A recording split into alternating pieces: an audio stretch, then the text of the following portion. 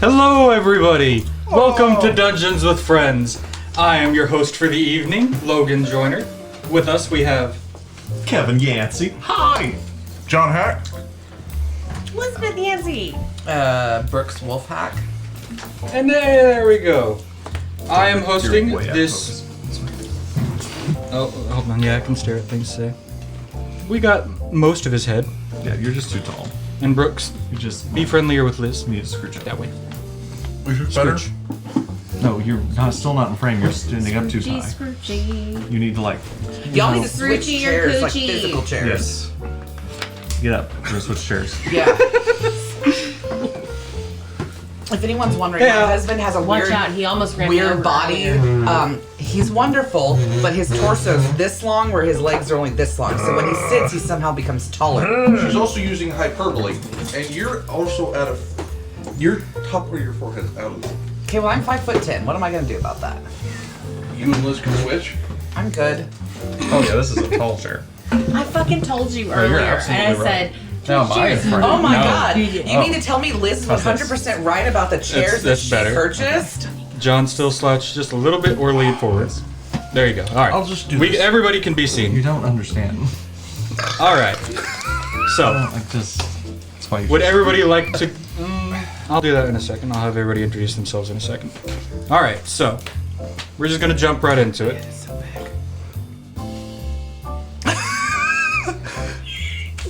Still, good portion of your forehead leave is. her alone. I don't care. Fucking sit on the other side of the table for all I care. So, you all come to consciousness at the edge of a city in a circle filled with strange ruins that none of you recognize. After looking around and dusting yourself off of the snow that's already gathered, you can see faint bits of magic in the air starting to fade. Sparkles of red and green and blue and gold. All sorts of colors. Sprinkles. The city, when you look around, looks pretty normal upon first glance. Plenty of buildings, plenty of snow, all pretty basic stuff. As you're looking around and gathering yourself, you hear a grunt and a thud, and you look around, and you see two small elves next to you all. They're both wearing what look to be red and green striped outfits made of nice thick wool, and pointy hats with little bells on the end that jingle when they walk. The taller of the two looks to be about 3 foot tall, and is supporting the other elf, who looks to be in pain and barely conscious. As the taller one lowers his friend to the ground, you see him fish out this vial from his pocket, and it looks like your normal potion, but looks like solid gold.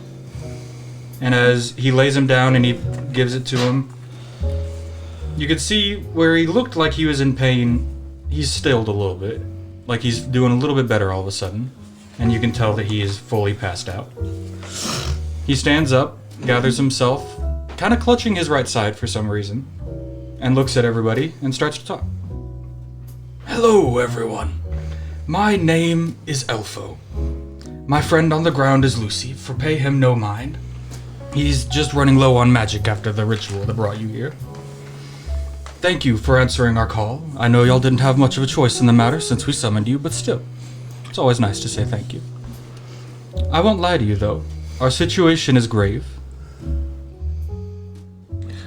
I have a script that I wrote and I lost my spot. Hold on. This is Jollydale, the town of Santa and his elves. We've been here for a long time, living with the help of the ley lines that power the magic factories that run the shop. Our home has always been under attack by those who want to live upon these ley lines much as Santa does. Whether it be roving groves of bandits, other holiday figures, even the wild animals that live in this area. We have many defenses in place, but this year they seem to have fallen. We don't know why or how, but Santa seems to have either been kidnapped or incapacitated or something, because he's not doing his job. As of right now, all of the city's defenses have been turned on the elves. This spell was our last line of defense. Santa gave it to us, telling us that it would help us summon heroes that have helped him in the past. And Lucy has used the last of his magic to do so. Everybody with me so far? Any questions, concerns? All right. You say we answered the call, but you just summoned us here. Yes, that's correct. It's cause Santa knows that we're the heroes and we're gonna save the day. I'm I'm friends with Santa. You guys know? You guys know Santa? No. No. I've in fact never been here before. I think a mistake was made. I probably should be sent. No. Santa knows. Santa. I'm like, my name is Gingy, and I'm like Santa's best friend. Like, we know each other from way back. Before I even had little cookies come out the oven. Like, we go way back. Oh my god, I can't believe he's in trouble again. Oh. I have never been both more proud of you and more terrified at the same time. If Santa gets in We're not trouble Santa. often, shouldn't we just let him be then? Because No! will keep happening. Think of all the children and Mrs. Claus. My dear friend, I believe you have made a mistake. He was running very low on magic. He probably just summoned whoever the fuck he could find. Not me though, on purpose for me, for sure. Excellent, so we have at least one. If the rest of you wish to sit out... Gingerbread man's happy about this. If the rest of you wish to sit out, we have a place where you can go, but know this. You will never again receive a present from Santa. You guys better do it, otherwise you're gonna be so lonely at Christmas every year. You'll be sitting by your empty stocking going, I should help Santa restore peace and toys to the earth. Do it, guys, come on. Yeah. Well, I'm not gonna lie. I've been working for Santa for a few years, and he's behind on my paychecks. So I feel as though if I say no to this, the big gingerbread man is going to hound me until I say yes. I will. I'll put you on my head and carry you around like a hat. I feel as though the big gingerbread man is going to do this anyway. Let's do it. Come here, and I'll get him and I put him on my head. So, for the record, my character, Nick, is a sentient string of Christmas lights. Now I have a lit up hat. Why don't we have everybody go around and introduce themselves? I'm Gingy, the gingerbread man, and I'm a fighter. And I have a wife that Mrs. Claus baked for me because I helped Santa already in the past. And now we have all these cute little cookie babies come out the oven. And daddy of like 4 dozen babies. And they all have their own little gumdrop buttons just like me. So do you look like a stereotypical gingerbread man with like... tall gingerbread man. Are you flat? I'm a 6 foot tall gingerbread cookie. And I am flat-ish. Cool. I could squeeze. Are you made of candy? Oh, I want to know. She's got gumdrop buttons. I Not the gumdrop buttons. All right, Brooks. I am an elf on the shelf. That's pretty much it. Who's just really bitter. And what's your because name? Ispy, which is I spy. All right. I am playing Ted, the brother Dancer. of the Ghost of Christmas Future. And what's his name? Your brother's name? Brian. Cool. Okay, that's funny because his oldest brother's name is Brian. I'm the dark one out of the two of us. Gotcha. And Mike is just running around like, I don't know what's going on. At this point, you see the elder elf start to look very concerned. Yeah, I shouldn't have been brought here. Well, good. This is gonna get worse. My name is Nick. I am a sentient strand of Christmas lights. I'm sus of you already. I was once a proud wizard and human, a known lecturer in the innate arcane abilities of certain races, and lo, during a horrible experiment, I accidentally trapped my consciousness in this infernal prison. Oh, we're gonna have so much fun together. I like your voice. It sounds You weird. seem like you're a bright light in your field. I feel as though I am blinking. Same. Am I blinking? As upsetting as all of that was, I do have a question. Do you speak telepathically, or is there a mouth somewhere on you? There are some questions that one asks that do not have an answer, and there are some questions that one asks that one does not wish to know the answer. It's like that TikTok filter where there's just eyes in a mouth. I bet it's like where where there's like the male end and the female end of the plugs. I bet that the female end is his butt. I find your humor puerile. Wait, does that mean we can Sounds good. Anyway, shut? if everybody could kindly shut the... Am I allowed to curse? Yes. If everybody could shut the It's the fuck up. Christmas episode. Shut the fudge up. I get nervous, I forget things. Anyway, so there are several lines of I think everybody said they got in. I got really distracted by the gingerbread and the lights. Is everybody gonna help? Yeah, everybody's doing it. We're all in, right, guys? Excellent. If someone has to die first, I'll volunteer as tribute. And on that positive note, the main defenses of this town are the snowmen. They guard the town, they rove the streets, and make sure that everybody is safe. But be forewarned, they are going to be your greatest obstacle. They have been enchanted to throw snowballs. Oh, shh. They can be both normal snowballs, or their more sinister variations. Are they yellow? They can send up to... They are not yellow. But that's a thought to implement to the research and development team. I'll get on that. Their average snowballs don't seem to do much. They don't hurt, they don't do anything. They're just a very, very large pain in the ass. Because they can throw 12 a second. 12 a second? They're very good at their job. It's okay though. You won't see that. They've all been set to their maximum level. Which means they throw one snowball about every 6 seconds. And be forewarned, if this hits you, it's not going to go well. And at this, you see him move his hand from where he's been holding his side. And you can see, through his nice and colorful little Christmas outfit, there's a hole that looks like it was just ripped out. And there's half of a snowball that's stuck to his skin. And as he kind of lifts his arm and lets everybody look at it, you can tell this isn't just that it got thrown recently and it hasn't fallen off. For some reason that none of y'all can quite detect from this distance, it seems to have frozen almost completely on contact with him. I'm already And it looks dead. very painful. What if we try to, like, put some heat? Like, here, Nick could get over there and warm it up and, like, melt it. I would much rather the lights don't touch me, but thank you. Is it because of his butt? Be forewarned. If the snowballs hit you too much, it will have unforeseen consequences. And to this, he gestures back towards the main road into the city that you're in front of. And I'd like everybody to make a perception check. I can't make it an advantage because I do not have a robe of eyes. Kevin showed me the button to hit a roll of eyes. I got a 6. A 5. 15. Thank God it's 9. Well. And for some unholy reason, the Christmas Strand is the only one that sees this, but he'll fill the rest of you in.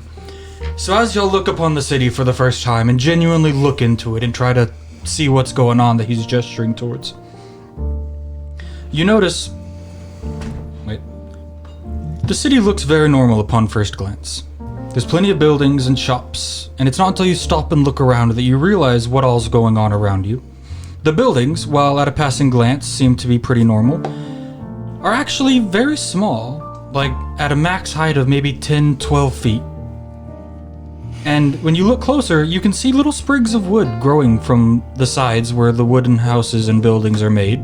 For some, it looks like just little sticks and twigs and little offshoots of branches that are normally pretty apparent on a tree. At other times, though, you see fully grown tree trunks just sprouting out of the side of a house, leaning up and going towards the heavens before it starts to grow what appears to be a new house. And as you look further into the city, you realize the further and further you get in, the more dense and tall the city gets, almost like it's growing like one massive tree. Is the city always like this with all the trees? Yes, that's not quite what I was getting at though, so I'll talk to you about that in a second. Oh, I would like to take this opportunity to cast Mage Armor on myself. Sure, I don't know. Don't worry about it. Just up to my AC. 14. Needed it. Now it's a sharp scissors. Yeah. But you catch what it was that he was actually gesturing at. As you look upon the city and all the banks of snow that are piled up along things with the beautiful red and green Christmas lights stranded throughout the town and little candy canes marking every walkway, you notice things picking out of the snow look like shapes, almost like hands, legs, fingers. And as you mage hand yourself to get closer to them, you realize that all along the snowbanks that you can see, there appears to be frozen statues that look an awful lot like elves running in fear. Some of them in one piece, a lot of them chipped and cracked and fragmented in some way. I am to take it, Elfo, that these were the denizens of this glorious burg. You would be correct, my weird strand of lights. Very good. what are you guys talking about? So, if we were to try to find the nexus of this event, what would you propose that we look to? I want all of you to look towards the city, into the most dense and heavily operated spot, the tallest building you can see. That is Santa's house, where the control center for the entire city lay. If you want to stop what is going on and figure out what's happened to Santa, that's going to be where you need to go. Now, gotta get through I this. have to be the bearer of bad news here. As I already said, and as is apparent with the addition of the two originally unwilling participants, Lucy was running very low on magic after getting out of the city. He only managed to bring y'all, and we mean that literally. When you look down and try to figure out what it is he means, you realize any of you that have anything that's not the clothes on your back, armor, weapons, enchanted books, potions, coins, necklaces, you don't have any of it. The only thing you have are the sleeping clothes that you had on, or whatever outfit you had on at the time. Wouldn't that fuck up with our AC then? But we'll get to that. No armor, no weapons, no potions, nothing. And for that, I am genuinely sorry, my friends. So wait, we see a naked Nick. But what if we were No, you have wearing whatever our clothes you were armor wearing. when we got brought in? Just the clothes. Magic did not have enough oomph to get anything else in. It's like no weapons, anything like that. Nothing. That kind of Like, if you are a sorcerer that needs to cast spells, you don't have your components. If you are a wizard that needs anything other than the knowledge in his head, Then why summon have us? I do have. So, That doesn't make sense. I'm getting there. Nick's arcane focus is one of his bulbs, is a small globe. Is it a bulb that you had when you transformed? Yes. I'll say no because everybody else has to suffer. Sounds good. But it's going to be okay. It's going to be a little harrowing at first, but there's a plan in place. I want you all to look down this street, just down this street. And as you do, you look probably about a mile away. And you can see what you didn't notice at first to be a very big building. Like, not the biggest you've ever seen, but like, it looks like it could probably hold 4 or 5 warehouses inside of it. It's a pretty significant building. That is the workshop, or as other people know it, the toy shop. It also has the magic factories that are powered by the ley lines. Inside is anything you could ever hope to look for. Anything that Santa has made for a gift that's not been sent out yet, whether it be to the children of the world, the various adventuring parties, whatever it is that you're looking for. It's all going to be in that building. And the reason myself and Lucy are so beat up is because we made sure that the path from here to there is clear before we did the ritual. So with that, I'm going to give y'all this map that I definitely didn't draw in the last 30 seconds. And I'm going to give y'all the best luck I can. and push you on your way. And with that, he literally hands over what's very apparent a scrap of paper. Looks like a flyer that was on a wall that's just been ripped down, flipped over, and given the roughest estimation of a map. Things like go all the way down Holly Street, take a left on Jollyville. If you pass Maple Street, you've gone way too far. Just basic directions for the various places in the city. That map outlines the fastest route from the workshop to Santa's workshop. Hopefully it will help you avoid some of the gods. They do patrol the streets. Make sure you're not seen. They rove in bands. And above that, I wish you good luck. And you see him collapse to his knees. It seems like having this conversation has really worn him out. Is he dead? No, he's alive. He's still breathing and everything.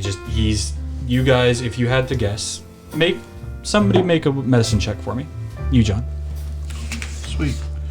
Hold on. Skills, medicine. 3. You reckon you probably have enough time to ask him one question before he passes the fuck out. What happened to Santa? We're not gonna count that question because he already told you. We don't know. We just know the city's defenses turned on us. Don't Try ask again. him any questions. It looks like he's about to pass the fudge out. Ask Okay, him we if we won't can let go you home. down. Let's go, guys. And as you guys start to head off, you see Lucy kind of start to stir and hook his arms under Elfo and just start dragging him to a place of safety. Is there any ice I can gather? There's a lot of snow. You might have to dig through it to find some ice, depending on what you're looking for. Like if you're looking for a nice ice stalagmite or whatever. Icicle, that's the word. Icicle might take a bit of trying, but if you're just trying to pick up a Stalactites chunk of won't climb to ice, the you can do ceiling. that. Stalagmites might grow up to reach. Much appreciated. I genuinely needed that. Yeah, I'm just looking for a piece of ice. Pieces of ice. It doesn't matter the size. Awesome. You find within a couple minutes 2 handfuls of ice. Perfect. Excellent. Yay. And with that, you see what's ahead of you, which is one massive road with plenty of offshoots and other streets and everything like this. It's not like it's a one shot forward, but you can clearly see a lot of signs of struggle along this path. Various fingers and bloody prints and snowbanks and all sorts of not very friendly things. Gingy, you're very concerned about the state of these people. I would like to look for a stick, like a tree branch, to use as both a walking cane and also to knock a snowman's head off if I find his butt. I'm terrified of a gingerbread man all of a Can I sudden. find a stick? Give Can I make me nature? a nature or survival check. Okay, alright. It's gonna be a 4. You do not. The best stick you can find is a little offshoot off of one of the front of one of the shops, and I'll take it. it's probably about yay long. I could snap that cool eye right out of one of them. Excellent. Okay. So I believe that our best course of action is going to be to go to the workshop. Yeah, you wanna lead the way, Nick? I feel like you would be really good at reading maps and stuff. Sure, why not? I'll hold Okay. it for you. Okay, that would be great. And you see, he sort of like uses his mage hand to lift himself off of your head and position himself in front of the map. And he's trying to read. Hey, the Kevin. map. Are there any material components to cast Mage Hand? I don't think there are. Nope. Excellent. Okay. Yeah. Almost got it. Continue. And so he's sort of floating, trying to read the map. Why don't you just sit on my head and then, like, I'll hold it? I find this to be more comfortable. Oh, wow. A soft cookie like myself isn't comfortable enough for your tush. Well, pity, Okay. I do not wish to injure your pride. As soon as I am done cartographing this map, I will return to your cranium. I don't know the words you're saying, but I still like it. Very well. Okay. Nick seems So yeah, so happy. does the map seem pretty clear in the way to get to the workshop? The map is from the workshop to Santa's house. To get to the workshop, it is literally just walk down the road. It appears that it is just a literal walk down the road. Okay, so this is what this is what I think we should do. I'm gonna be really stealthy, and I'm gonna like slink along. I like to think that sound was the sound of your joints as you move along. It's my frosting that's getting hardened up out here because it's fudging freezing. And it is, for the record.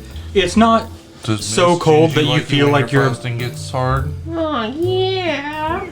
It's not so cold that you think you're about to pass out or suffer any like negative detriment, but it is fucking cold. Give her the icing. For those of you that weren't lucky enough to show up in winter clothes, which was none of you, I don't know if you feel cold, but all of you are Freezing freezing. my gumdrop buttons off. The only cold that I feel is the cold, indifferent embrace of the universe. Okay, Let us go. Alright, so we're gonna go. Mr. Positivity over stealthy. here. If you're going to try to be stealthy, does that mean you're going to want to be in the lead? Who's helming this? I'll do it. All right, give me a stealth check. Okay. Does everybody else want to be stealthy with her, or are we just trudging along? Somebody help me. Yeah, I'll be stealthy too. Stealthy. Literally at 6 inches tall. 20. I got a 14. Dirty. Wait. You're how tall? I'm an elf on the shelf. I'm literally this tall. Okay, this is good. And how tall are you? 6 feet. Yeah. You kind of pull And up. what are you? Christmas one shot. The brother of Ghost of Christmas. Are you a ghost? Do you float around? Are you a real person? Are you I'm 6 foot tall? Dead. Just a zombie kind of thing. Zombie. Hey, Okay. John, zombies still have height. I'm like 5 feet tall. Okay. There we go. I just I'm needed just to the know dark- if this I'm was just a the dark massive brother out gingerbread of man that. with like 3 things riding on his shoulders. I could carry the elf. I am 40 too. feet tall. I mean long. It's not what she said. Creepy. All right. Give me a stealth check, Liz. I got it, and it's 14. That's pretty good, Kevin. Dirty 20. Excellent. Were you two trying to be stealthy? I'm 9 inches tall. So yes. So yeah, I guess.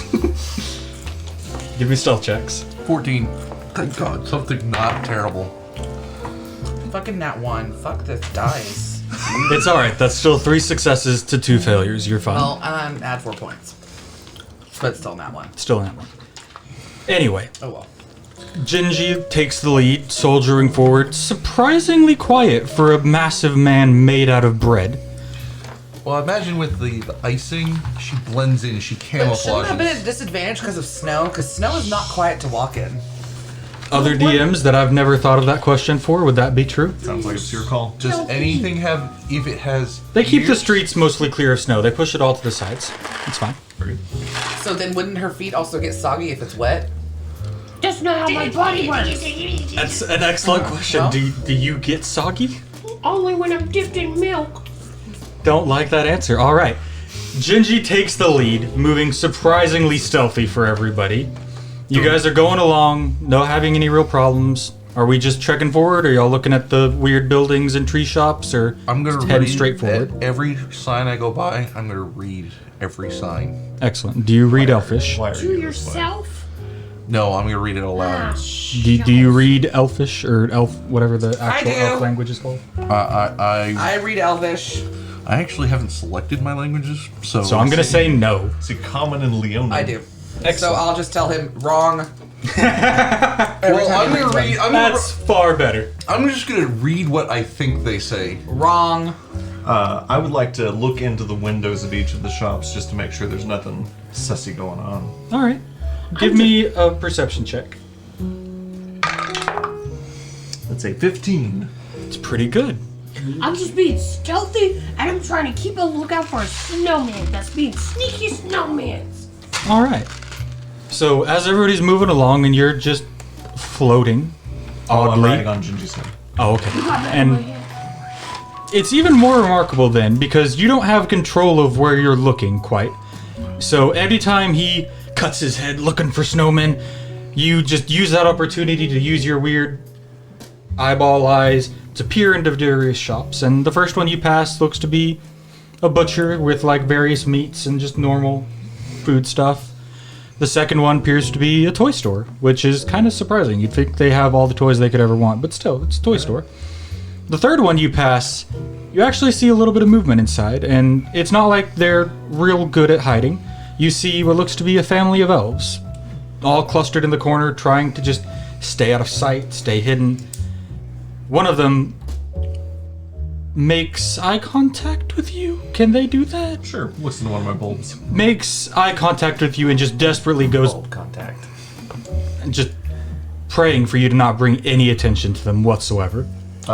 Nick looks at this, contemplates it, contemplates telling the party so that they could know to go back and help those elves when they're done, and elects not to tell them. Excellent. You seem too positive for the As you move on, you see relief go into that elf's shoulder while he hugs his family and seems to be talking to them in some way. You can't tell. And now that you recognize that, you recognize in a lot of the buildings that you guys pass, there's figures in them. There's still a lot of life in this city. They're just all scared shitless because they can see the cracked bodies of their friends and families in the street. So you guys keep going on, you keep going on. Would we all notice this or just strictly Neat? Just him. He rolled a 15. Didn't you roll a 9 or something? You didn't get it.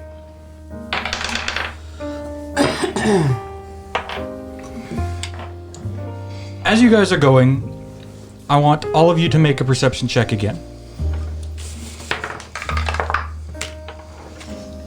10. 11. 8. 18. All of you but Zombie Boy hear one of the most odd sounds you've ever heard. It sounds like gravel moving or water trickling. You don't know what it is, but you hear it, and it's getting closer. Not super quick, but like you pick up on it, and you're like, oh, what the? Do y'all want to do anything, or do y'all want to just see what happens? I think we should try to hide behind something. And I like kind of quietly as I can shout out to his character, hey, you would do well to follow us into the shadows. It appears that there is some sort of disturbance ahead. Do we need to hide? That is what I just said. Can I? What environment are we in? Is it nighttime? Is this middle of the day? It's nighttime. It's very much nighttime. The only light sources that you have are the myriad of rainbow lights that are just scattered throughout the city. Every shop has Christmas lights. Every And nicked. window has Christmas. I didn't think of that. Are you glowing lights? I mean, I don't mechanically shed light, but yes, I am light. I do have lights. Okay. I don't mechanically put out any light. I won't make you roll your stealth checks for disadvantage then. Appreciate that. Speaking of, are we all going to hide? Yes. Yes. Give me another stealth check, everybody. 19. Another dirty 20. Oh wait, 19. 19. 16. Very good rolls, everybody. Stealthy AF! Stealthy and festive! I just imagine you just hiding. She's perfect. I love what you're doing right now so much, Liz. I want your character in the campaign to die, and I want them to be replaced by a sentient gingerbread man. I really do. We were talking about We were talking about that at lunch today. Yeah. Amazing. Anyway, so you all hear the sound coming, or well, most of you do. He doesn't.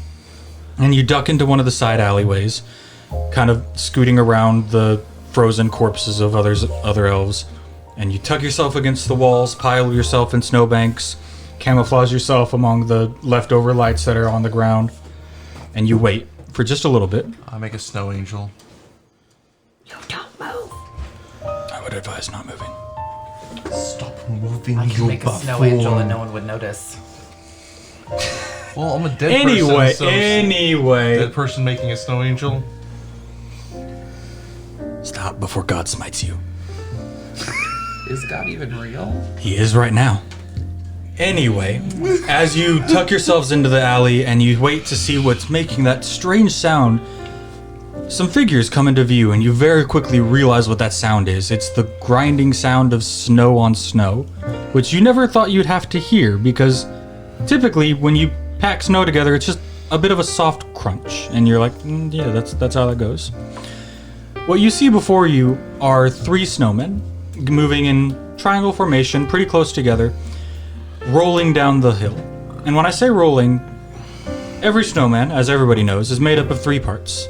these look like your average snowman. Very big base, medium-sized body, smaller head, 2 stick arms, a lot of coal buttons, coal eyes, and a carrot nose. Pretty basic stuff. What you find very distressing is their way of movement. The top 2 snowballs stay perfectly in place. The third is rotating very fast, almost startling so. You get the feeling that if they weren't on snow and ice, they would actually be a lot faster, but as it is, they're kind of skidding and making this weird sound that y'all picked up on. And they start moving down the street. And then you hear a squeak, or a yell, or some sort of sound that you can't quite place. And all of a sudden, all 3 of them stop on a dime, and it is startling to see what was 3 people moving forward very quickly to stop, and the top half of their body to rotate like the head of an owl, just almost into 360. And look to where you can now see 2 small figures hiding just pressed against the wall of a shop. Not really any sort of hidden. And you can tell that they've been seen. And the first one rolls up, winds up a hand, and scoops out some of the body that he is made of. And you watch as what was just a weird square of snow that he scooped out solidify and condense and compact until where it was about yay much snow is now about yay much. And he winds it back and he throws it. And it hits right in the chest of one of them, the one that kind of jumped in front of the other to protect it. And you can see it scream in pain. This seems to be a very painful process to them. But he's not down, he's not dead, he's not incapacitated by any means. He just seems to be very hurt. And he stands up to the best of his knowledge and he tries to push his friend or his lover, whoever, into somewhere safe where he can continue to guard. And you see the other 2 start to scoop snow off their body and condense down into little balls. Do we want to do anything? I'll take my little stick. I would advise that we step back and watch their tactics. Take my stick and I throw it as hard as I can as a diversion to another direction. I do have a question. Being a shadow sorcerer, I can give my sorcery points to cast darkness. Does that require components still if I do that? You know far more about D&D than I do. This is the one that doesn't say you don't need components, but Does darkness typically require components? yes. Then I'm going to say yes. Damn it. Oh! I have dark vision. That's cool. Superior dark vision. Yes. So I probably see pretty well. Yep. Especially in this alley where you are right now, where there's not an overabundance of light, but it kind of gets darker towards the back. Crystal clear I for think that you. we Yeah, should because I help have them. superior dark vision. I think we should help them. And you So see, I throw my stick in diversion. I think that we will be of more use to them when we have reclaimed our chattel and supplies. one of them that had reared up that snowball launch it, and it hits the other one behind. Almost oddly, because the other figure was up in front of them very well guarding. You almost see this snowball loop around him almost and to hit the other one, and it hits them in the hip, and you hear them scream as well, not in agony or I'm about to die, but just like, holy shit, that hurt. And they seem to have like locked up a little bit of that leg, like they don't seem to be able to use it as well as they frantically try to roll backwards. The other that was about to throw a snowball cocks his head very sharply as a stick has landed somewhere. I want you to roll a d20 for me, and we're going to determine how far away that stick made it. Because it's kind of hard to throw a small stick.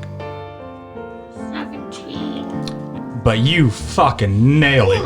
Like, you use that as a javelin, and you spear a window about 6 stores down, and it shatters, and you kind of back up and push yourself against the wall like, oh, damn, all right. And the other one looks at the other 2, looks back, and moves off towards that window. What you realize is that's the window where that family of 4 was. and I lift myself off of Gingy's head and just float next to him. Still don't do anything though. I said, but I will say, that shop was occupied. I guess I'll do something. How far, like, is that trail of snowmen? So, if you are right here in the center point, the two that are still harassing the other two are probably about 10 feet to your left at a diagonal. The one that's are they like 5 feet from each other? Those two, yes. All right. I'm gonna cast something, but I think it can be cast stealthy. All right, tell me about it. How do you pronounce that first word? Snorlax? Snorlax Snowball Swarm. I'm about it. Tell me about A flurry of magic snowballs erupts from a point you can choose within range. Each creature in a 5-foot radius, spheres centered on that point, must make a dexterity saving throw. A creature takes 3d6 cold damage. Material components. Of a piece of ice which I grabbed. it. I mean, it's a very apparent material. All right. And if, Does it only have somatic components? Are there any sort of verbal components? verbal, somatic, and material. All right. I want you to give me a... You definitely managed to cast the spell. I want you to give me another stealth check to see if you managed to do so without alerting any of the snowmen, which appear to have very sharp hearing. 13.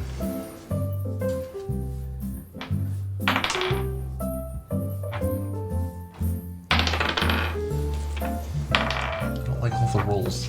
The two that were harassing those other two didn't notice. They seemed to be busy dealing with these two intruders. The one after the two. Yeah, those two didn't notice. The one that was leaving them to go down the street, that's kind of crossing where you guys are, stops for a second. And you don't entirely know if it's hurt it or not, because it's just frozen in place completely. It's not moving. Roll the damage for me. And I'm assuming that you are aiming this in such a fashion that it does not hit the two cowering civilians that are right next to them. Of course not. Excellent. It's Roll Christmas. 3d6 for me. Tell me what the damage is. 13. 13 points of damage. That's, yeah, from snowballs. Excellent. They are obliterated. Like, it wasn't even a question. The first snowball that hit them seemed to take their middle section just straight out. The rest of them, the snow that made them up is unable to be recognized as the rest of the snow that's around. Obliterated. Gone. So they're all dead? Those two are. Those two. The one that is about 6 feet in front of y'all and a foot to your right is still frozen and not moving. I cast Firebolt. All right. And again, no movement or It components. does have verbal and somatic. Yeah. At this point, I don't think we care about being stealthy. no, because there's one no left. component. No components though. Excellent. That is a dirty 20 For attack, for attack. definitely hits. Roll for damage. Roll that beautiful bean footage. D10. You're cute. Yes, Armados. It was a snowball fight, It is. and they got destroyed. 6 points of damage. Excellent. Fire damage. It is also decimated. Like, it, almost like a sniper, just a hole from that firebolt just pierces through its head, and it collapses entirely. This snowman's on fire. You have effectively dealt a surprise round and wiped out your opponents. You are now out of combat, not that you totally were in it.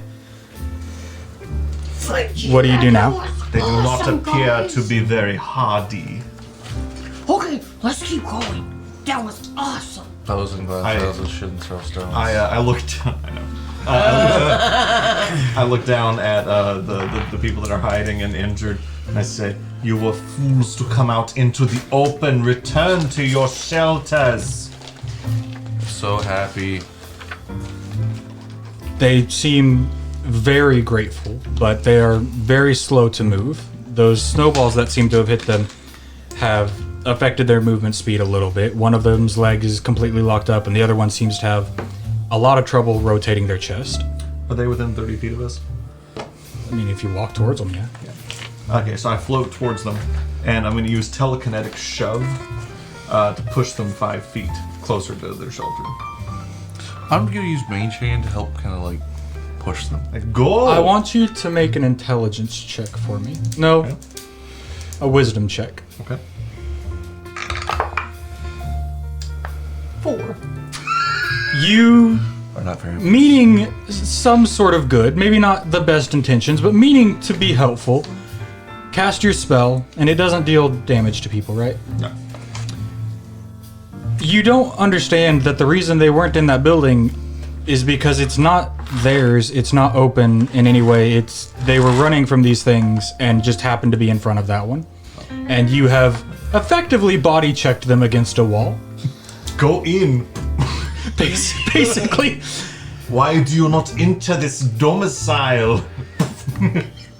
One of them starts talking very fast. I mean, They speak Elvish? they are. I do I not can understand speak Elvish. I can. Go inside! Quack! I don't understand! Quack! Telekinetic, we're just pushing them around with Mage Speak Hand. What Coleman. you hear is, thank you. I think that we're gonna do our best. Thank you so much. Is there anything that we can do to help? They Please said, leave! find me, bro. And as he says this, you see him get something out from under his shirt, and it's kind of hard that a because this shoe? is the one that got pelted by the snowball in his chest, and you can see where it hit. Again, it seems to have just almost dissolved the clothes around where it's hit. It's gone straight to skin, and as he tries to like get something out from under it, he finally pulls and kicks, and you see him pull out one of the little gold vials that you saw Elfo give Lucy when he passed out. And he uncorks it and he chugs it. And you watch the ice that is on him slough off. And you didn't notice, but there was actually 3 or 4 other snowballs that seem to have been like older, that have already hit, that he hadn't dealt with yet, that were under his clothes. And you see like all of them just kind of slough off and hit the ground with a sound like a rock. And he just breathed a sigh of relief, and he helps his friend who's pinned to the side. He sees him pull out a gold vial from around his neck as well, and he tries to uncork it and tip it down his throat. And you see him stop him, and he say, "No, I don't need it yet. I can wait longer." And that's what you hear. What you see is you frantically slam a man against a wall. See him frantically just like pull out something else, try to shove it down somebody else's throat, and they just go. And it looks pretty distressing to you. Do you explain everything that was said? They said they would like you to fight them, and that if you don't stop, they're gonna kill you. So, I'd keep going. Is that the body language that I'm getting from them? I'm deciding right now if I'm making it the body language you're deciding from them, because that would be something. Give me all of you, give me a perception. What would be a body language check? Perception. Insight? Insight. Everybody give me an insight check. 30, 20. Except for you. You know full well you're a full shit. 19. 19. 15. 13. 30, 20. You're all pretty sure she is completely lying. Yeah, I am lying. They said thank you. And as the other one corks the necklace and puts it back under his shirt, he kind of gets help from the other one to move his weird leg closer to you guys and say thank you. And is there anything that we can do to help after you've saved us? Where did they get those gold vials? This is the magic that Santa pays us with. Okay, where Do y'all not He's still a few weeks behind on my paychecks. have these? No. What part of he's a few weeks behind on my paychecks? Thank you, Brooks. Are you not understanding? This elf is kind of mean. Don't push her. Elf is on fire. So you're about 6 inches tall. These guys are about 2 feet on average. Some seem to be a little bit taller, some seem to be a little bit shorter. You seem a little Do short. Holding you? on to the end of his cord when they walk. Cool. You Do seem you a little look? short with people.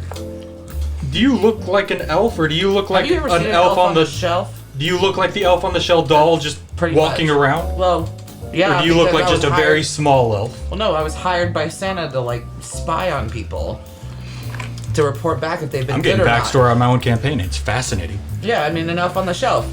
All right. I was Have you hired not by heard the Santa. story of Elf on the Shelf? Yeah. I don't actually think I ever have. Oh, well, no. Elf on the Shelves appear on January 1, and they usually are sent with a note saying that they've been sent from Santa to report back if you've been good or not. Basically, And it's a that's way why to my name intimidate is- kids and being on the good list and not on the shit Yeah, list. it's really like creepy, but you know, it works for this. Time is of the essence. Yeah. Anyway, So pretty much every We time they would take off do walking, well. I grab onto his cord. Gotcha. Are you? Could you? I can feel you back there. She's touching his butt. you get the feeling the figure is telling you to shut the hell up while it finishes talking. I can. What? Oh, I believe it is still speaking. It is. As it was saying, do y'all not have these vials? Were you We not given don't. some when you arrived? We don't. We were brought under here very quickly. Naked. And nakedly, and pretty much what we had on, and they told us good luck, and if we don't die, it's a win, but if we do, even better. Okay, and you see them kind of look at each other, and you kind of hear a little bit of a conversation like, Do you have any extra? We take 'em. Sarah's house is just like 4 blocks down, right? Yeah, and we should be safe there, right? And you see She the must- one that kept his gold vial pull it off and snap the little cord that he has it tied to, and he offers it to one of you, and he tells you, this is magic that Santa has fashioned from the ley lines. It is both our nourishment, our power, and our life. I give this to one of you. It's not like I'm gonna die. It's not that strong, but this is very important to us, and I will give it to one of you. But be careful when you use it. It's not always going to do the same thing. It should always help. Santa's worked very hard on it, but it won't always do the same thing. And he offers it to one of you who would like to reach out and take it. I think Nick should try. Can he even hold on to things? Nope. If Nick only one reaches that out understands him. with a weird tentacle of Someone light, grab that. I'm too small. I'll well, grab he's it. 2 feet It's tall. magic. He can Oh, raise and lower his hand. Like, okay. somebody. I'll take it. All right, and he Someone- hands it to the elf that he's been speaking with. Someone must be a dark elf. And he says, if you ever are in need, drink that. It hopefully will help. And keep your eyes peeled for any more, because they will help you a lot. Where's the armory again? Or the workshop. workshop? Oh, and he just points to the massive building at the end of the road that you've been pointed at like 6 times. Okay, I'm just gonna start walking that way. All right. And they'll start limping off. And if you stop and watch, you see them duck into the window where you... Wait. I feel bad because they gave us something, and I want to give them something. So I'm gonna. Oh, no, they gave us something because they feel bad for us that we were given nothing. Yeah. Well, So let them be. Because they gotta race I off. want to pull off one of my gumdrop buttons and give it to them. It really just looks like you're giving them parts of your body. Eat of this, it is my flesh. One of them, the one that had all the ice slough off, will walk up and take it, albeit very, very confused, and holding it kind of, not like you would hold a dirty diaper, but something you've picked up that you're not 1,000% sure on, and you're just kind of like holding it away from you. The other one looks like he's taken psychic damage from you ripping off a part of yourself and handing it to somebody. It's okay. I'll get another one. You guys have a good little snack. And they'll, did you say snack? Yeah. They both look like they've taken psychic damage. Okay. Bye. And the one that took the gun drop, you kind of hear holler after you once you guys are down the road a bit. Look out for the fire! It should help if you're going where I think you are. And then you see them jump into the window that you shattered earlier, where you... guessing that's where they were heading. And now you guys are free to continue back on the path. But you're relying on me relaying this information to them. Because I'm choosing not to.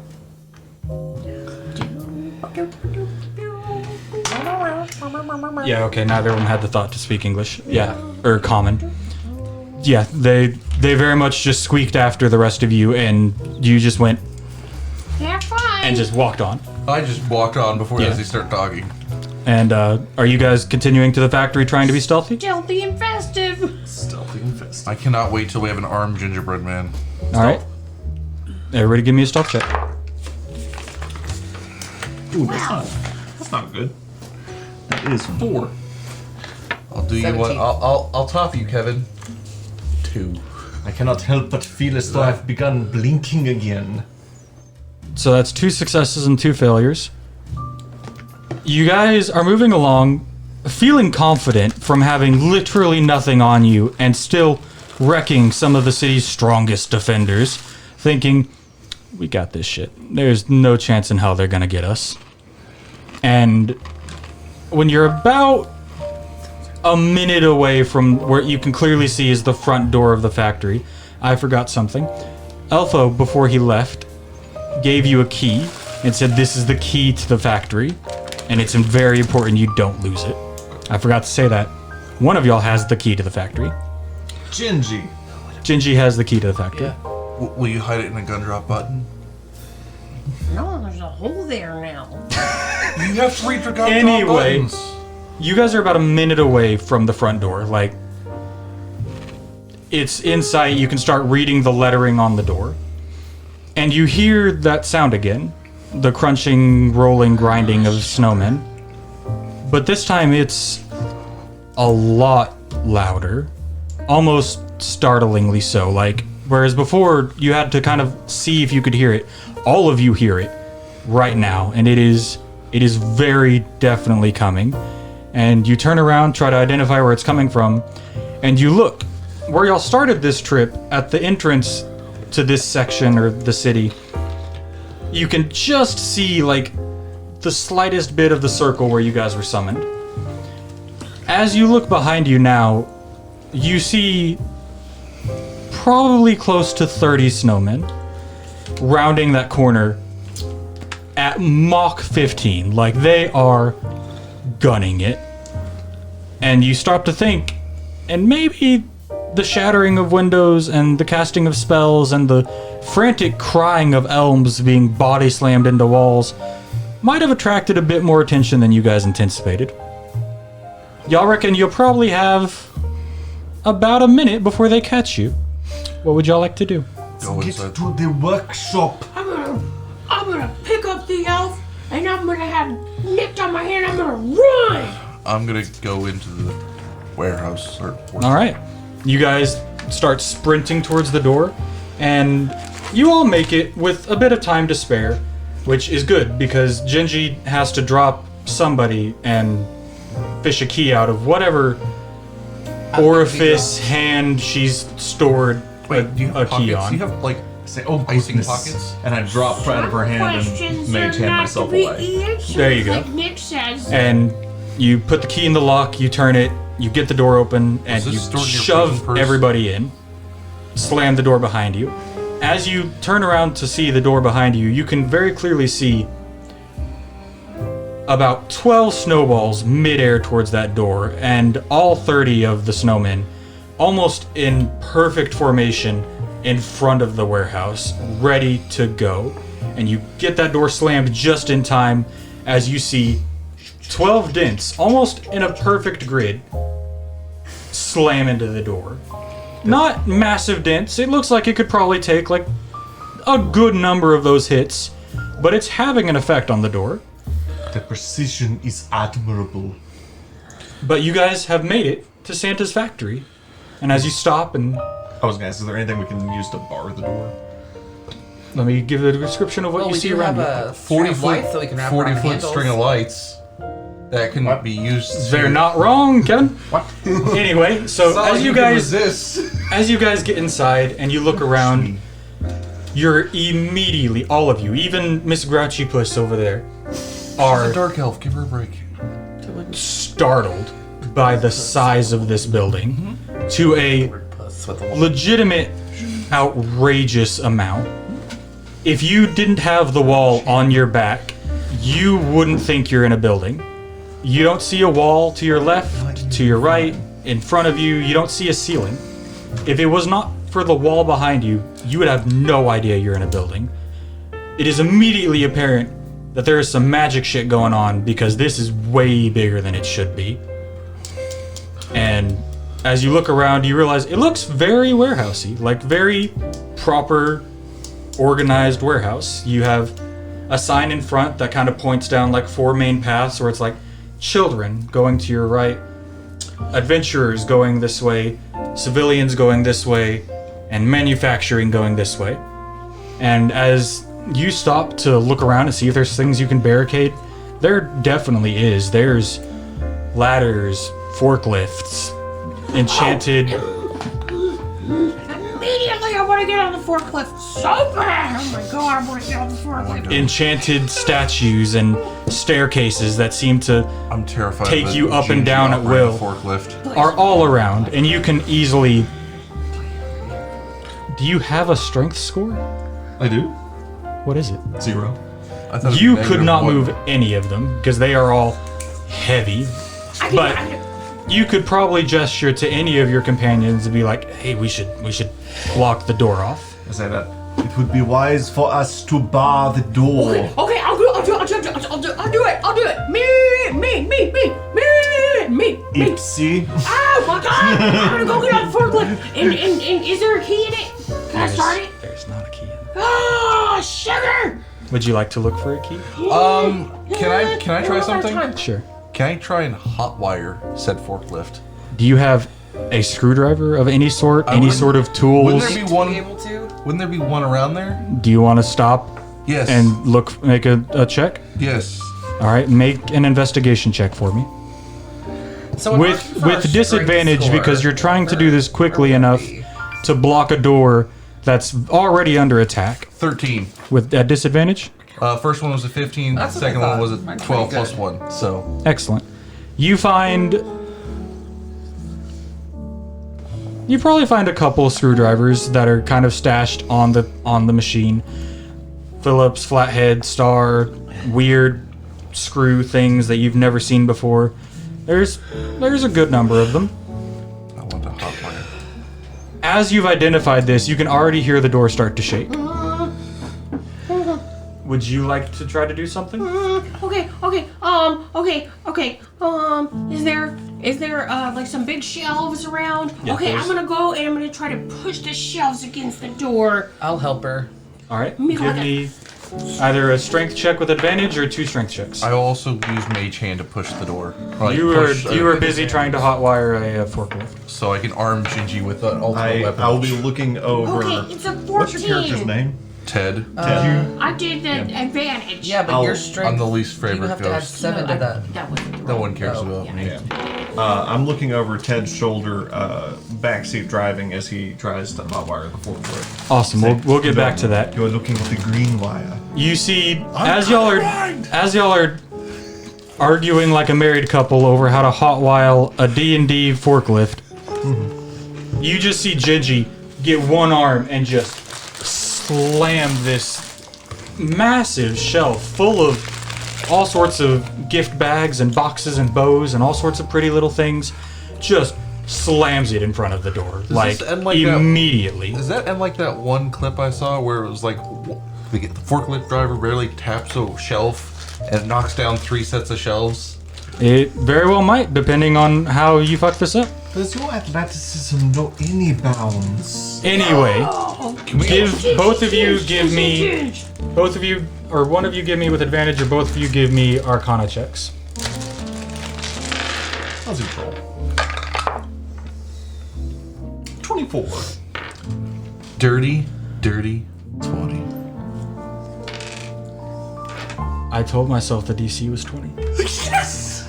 You both take several minutes, and there's several times where you both have to correct the other as you each reach for things. But sure enough, you eventually hear the weird of its magic engine turning over. Gingy, consider this my Christmas present to you. Oh, thanks, little my. But as y'all are doing this, and as the sounds that have been made from both tinkering and yelling at each other and slamming a door closed and a shelf in front of it, you still hear that sound echoing throughout this building, which is weird because again, there's no walls that you can see. It's only shelves upon shelves as high as you can see of any object imaginable. But it's echoing forever. Like it doesn't. If you wait like 5 minutes, you'll eventually hear that sound teeter out, but it goes. And you stop and you look around and you feel safe where you are. You feel like the door is barricaded. You now have a forklift for whatever unholy reason. Gingy. And there's now a very excited Go. gingerbread man trying to get on it. Y'all have 4 pathways available to you. To your right, you see a sign saying children's. To the left, you see a sign saying manufacturing. A bit diagonal to the left, you see a sign saying adventurers. And to the right, you see civilians. I say we go First adventurers. adventurers! Everybody jump on the forklift! Let's go! Very well. I'm in the driver's seat. I'm on the little like. The problem. Yeah, I'm just gonna ride on those. All right. But you gotta jump off when I say to. Liz, I've give actually done that me before. It's actually not that bad. a performance check. Just don't get lifted 3 stories up. John, get ready to give me a strength check. 16. Not strength, dexterity. John, give me a dexterity check. Saving throw or check? If I don't want him to eat shit, is it a saving throw? Saving throw. He's a ghost, so wouldn't he have an advantage because he can just float off? Well, that clarification point. Are you a zombie with a physical body, or are you a ghost? Children! 4. 4. Alright. Are you a ghost, or do you have a physical body? Does The answer, he has a physical body. He just doesn't want Awesome. No, I It just is don't- now quite bruised, because while she mans the forklift beautifully, like almost like she'd been doing it her whole life, as soon as she hits the gas, you just go ass over tea kettle off the front of the tongs. And I'm gonna let your check carry over. You only take 1 point of damage from being partially hit by the prong you just fell off of. It does jerk a little bit when you're on those things. It does. Look, a forklift is like a machine spatula, okay? And you were like the cookie that we were like on the spatula, but then, oh no, you fell off and you're back on the cookie sheet. Sorry. Happens to us, yeah? I think what you need to do is after Halt! this. Who is it? Who is there? And you see that while all of you have been hanging onto this forklift, you having managed to get back on once she stopped, and are all having this conversation while zooming down the aisles, because I can't imagine you're going slow. No! You see in front of you an odd sight. It is, without a doubt in your life, the most ripped anything you've ever seen. The fact that it is a jacked 3-foot tall elf, irrelevant. They look like they have enough muscle in their pinky finger to kill both of you, like just immediately. Just Does it look like it could stop a forklift? yes, it does, and it looks like he could do it I'll easily. go talk to them real quick. You totally can. It is worth noting that he yelled out in English. No, I know, but Okay, that's cool. not what I was going to talk to him about. So you guys slow down. By the way, also, Talk about Genji's that a he. Oh, Washboard ass! is Genji a dude? Yeah! Oh, I was Yeah. assuming it was you. No. My bad. She said that in the beginning. She's Just the because one she as a said kid. that doesn't mean I'm observant enough to And they're catch making it. they're making little cookies too. It's a gingerbread man. I don't think either of them got a penis or a vagina, John. Put that peppermint stick. Hey. What's wrong with you? Anyway. By the way, I request Anyway. Liz's character be changed to Gingy going Anyway. forward. Genji's perfect. You see this figure stood in front of you like the last bastion. He has a massive longsword that looks probably he does. twice the size of him, put in front of him, that he is holding point down and just standing there holding it, Keep it which tight. is really weird because he's only 3 feet tall, and for that sword to be double his length, it's pointing down, Yeah. but at an angle, like very forward. Are you trying to be suggestive here? I'm going to kill both of you before this night is over. You're saying Anyway, it. he screams halt, and Gingy, do you hit the Foot brakes? off the gas. Foot Stop. off the gas or foot on Foot the on brake? the brake. Okay. Yeah. You guys come to a very jerky halt, which is going to send most of you off of the cart except for you in your proper seat. I'm good to And jump you off. that's tangled around her head. Yeah. And you jump off I was gonna gracefully. jump Like off, you yeah. hit the ground running and you don't 9 stop inches. coming. No, you do stop. You don't. You just keep on going until you are After almost 3 or 4, you stop.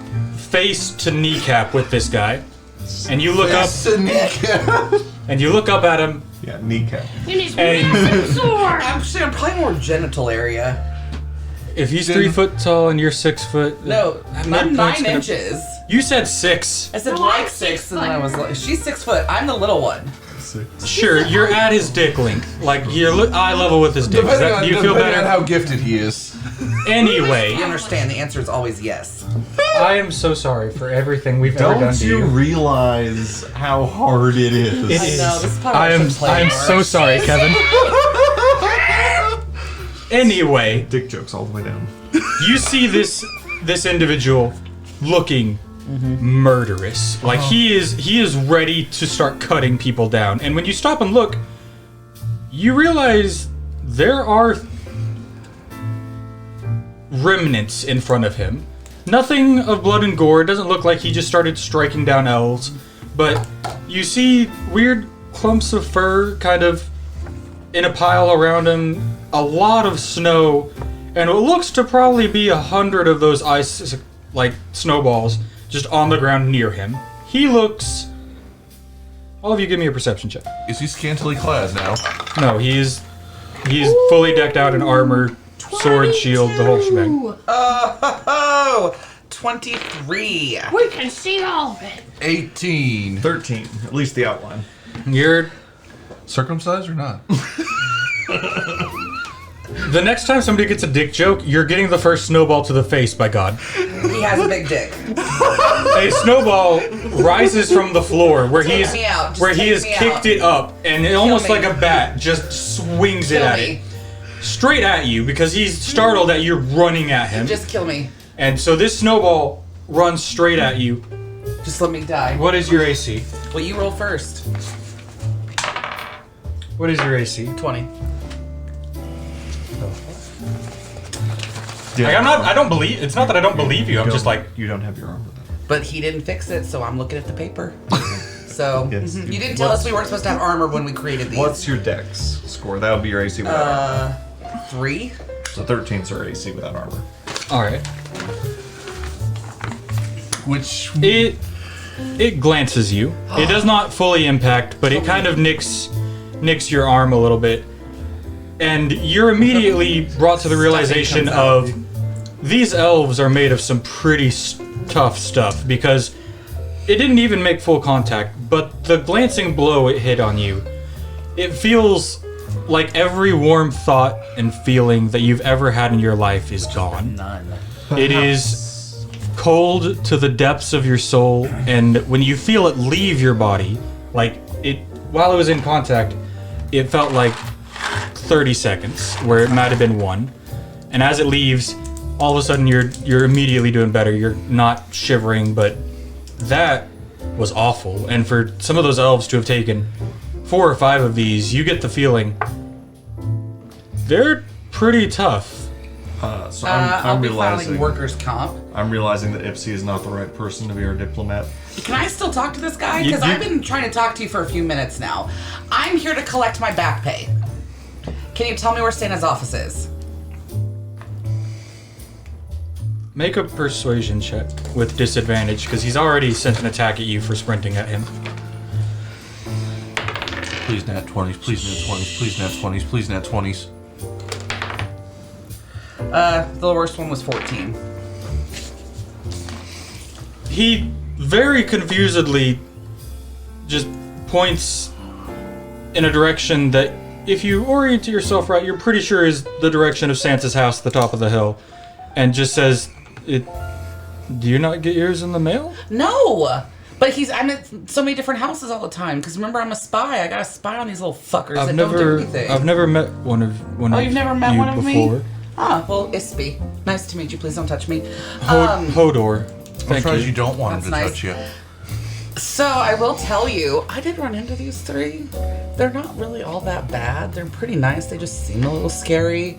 I think this one's about to start a new job, is working for the light company. I don't know about this thing though, but this one is actually from one of the local bakers. So they're not really bad people. They just kind of keep showing up randomly. So I'm sure if you talk to them, you could probably ask them to leave.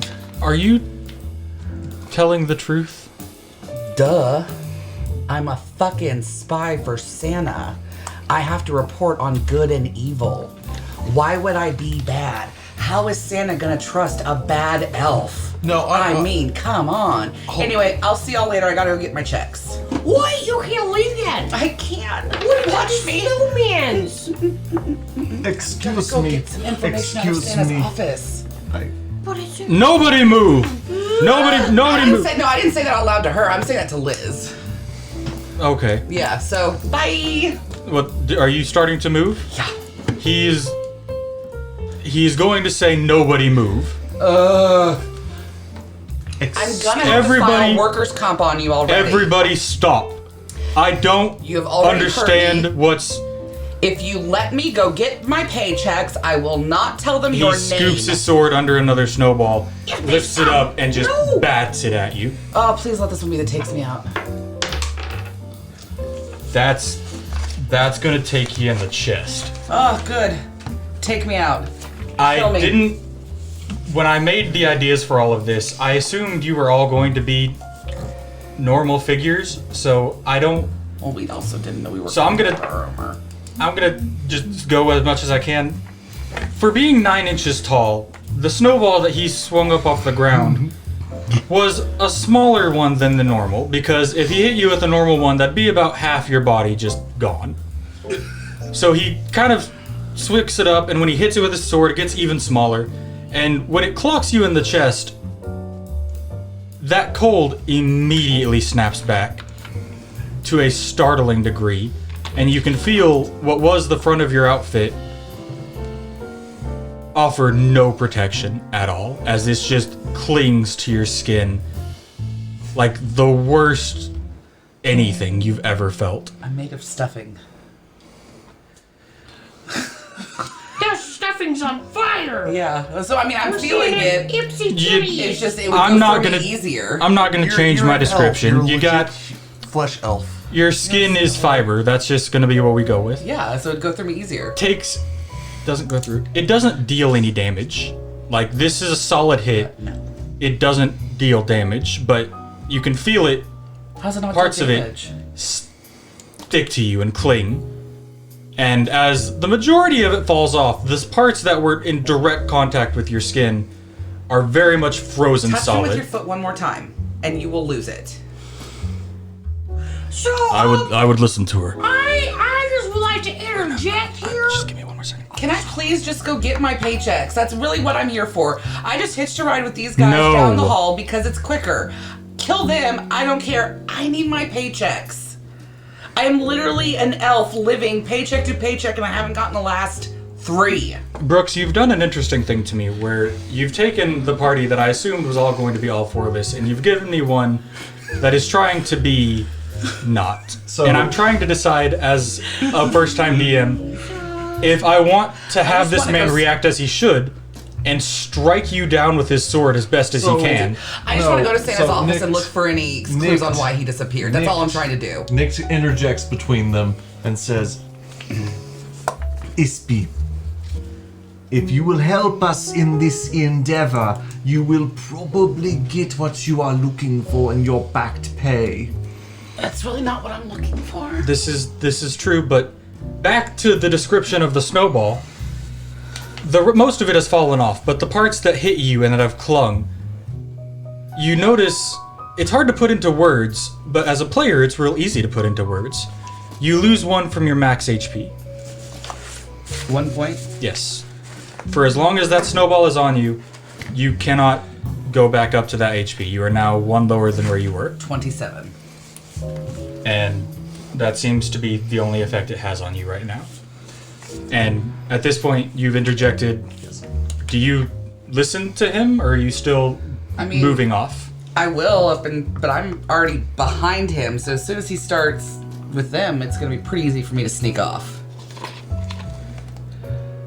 I'm not aware of her. I'm gonna talk to this guy. Because remember, you'd already started pointing down the hall, and I'd already started kind of walking as I was like telling you who they were. I mean, I'm like literally this far behind you. That's it. I'm not miles behind you. So you can't get behind him You already because pointed, and I was already going.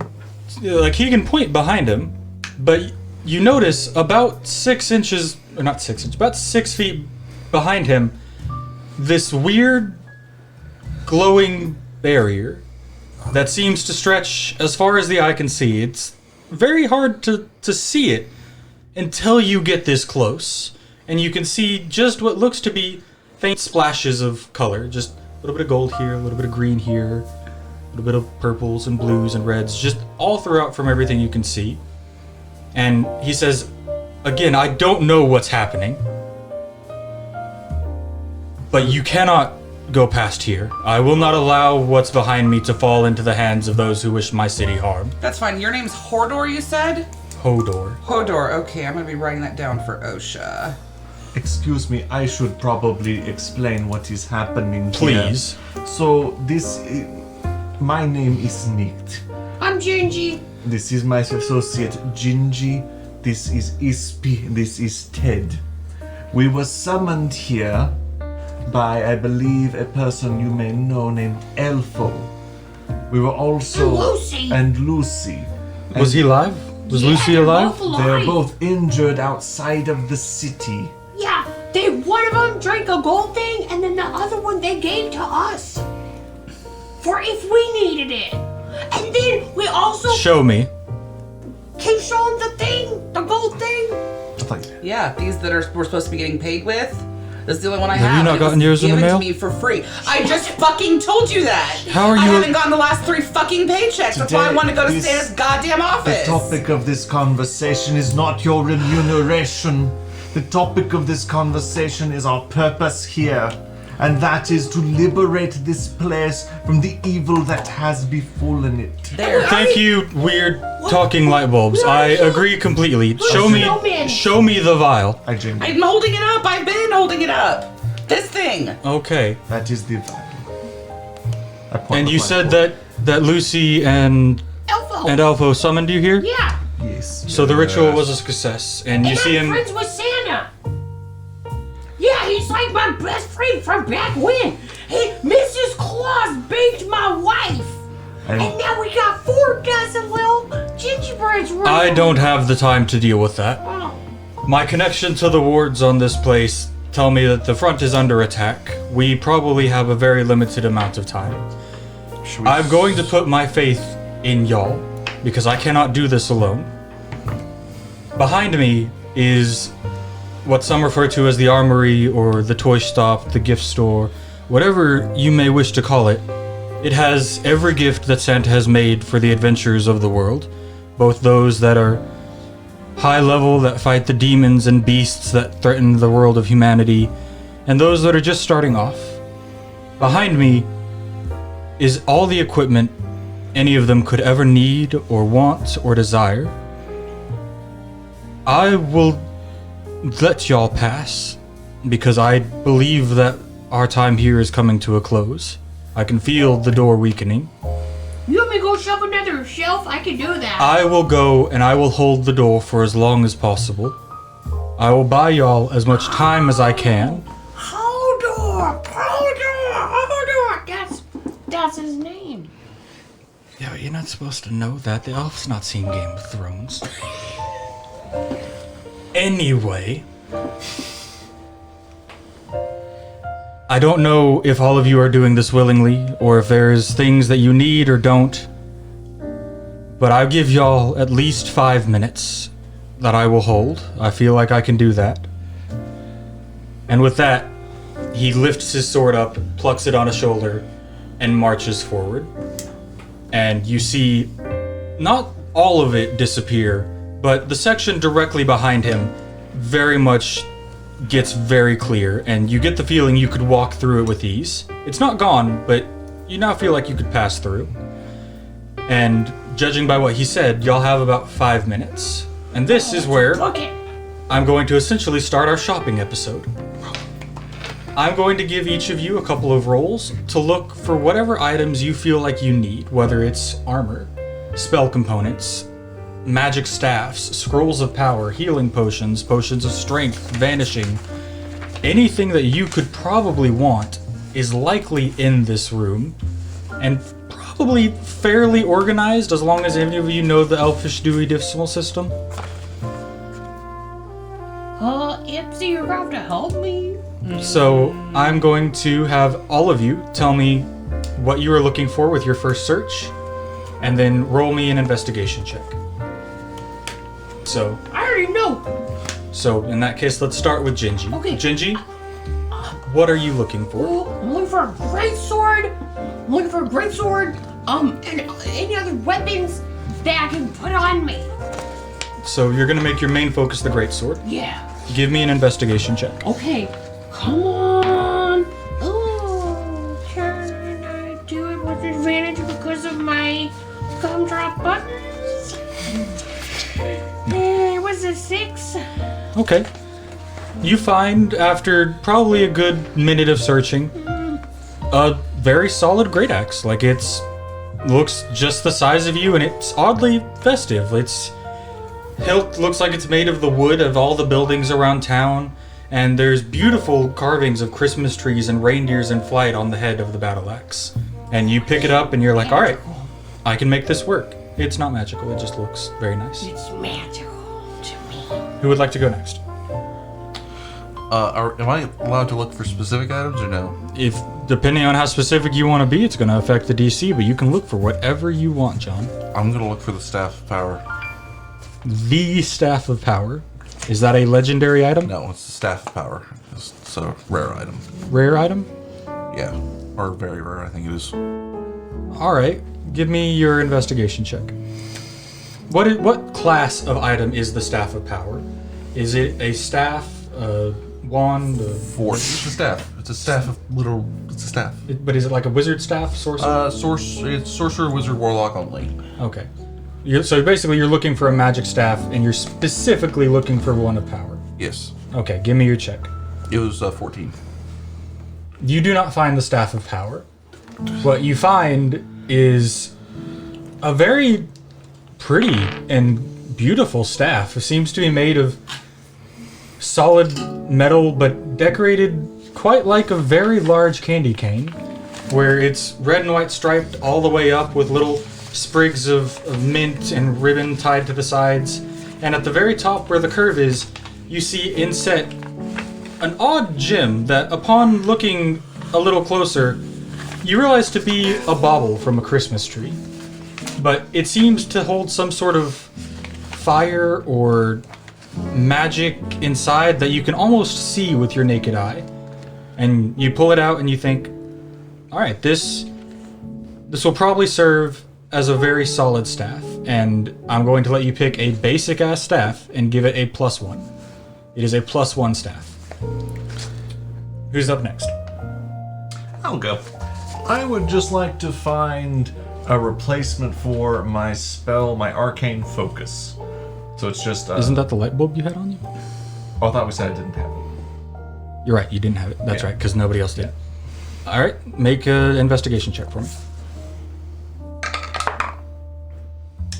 That's going to be 12.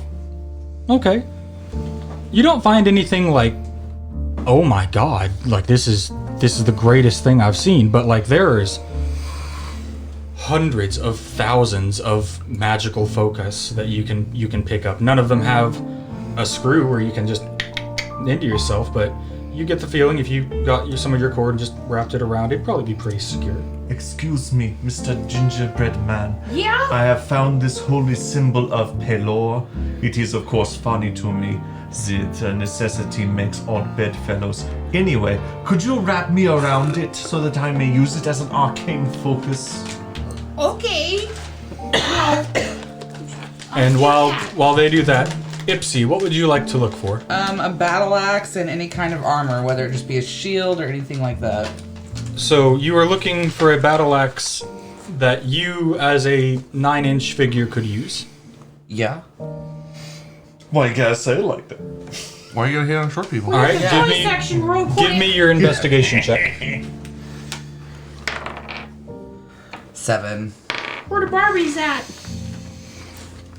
It takes you a solid minute. And you don't find a battle axe that's perfect size for you. What you find, it's strange. It's almost like it's a toy set that seems to hold some sort of power. It's got like a hairbrush and a stethoscope and all sorts of other little odds and ends. And your eyes land on an axe. And for some reason, a part of your brain goes, that'll work. And you reach out and you pluck it from its spot. And sure enough, like once it's in your hand, it's strange. This feels like a proper battle axe. And so you have found your basic battle axe. Good, because I'm proficient in that. And with that, our first round of checks have come. I want all of you to make a perception check. 6. 10.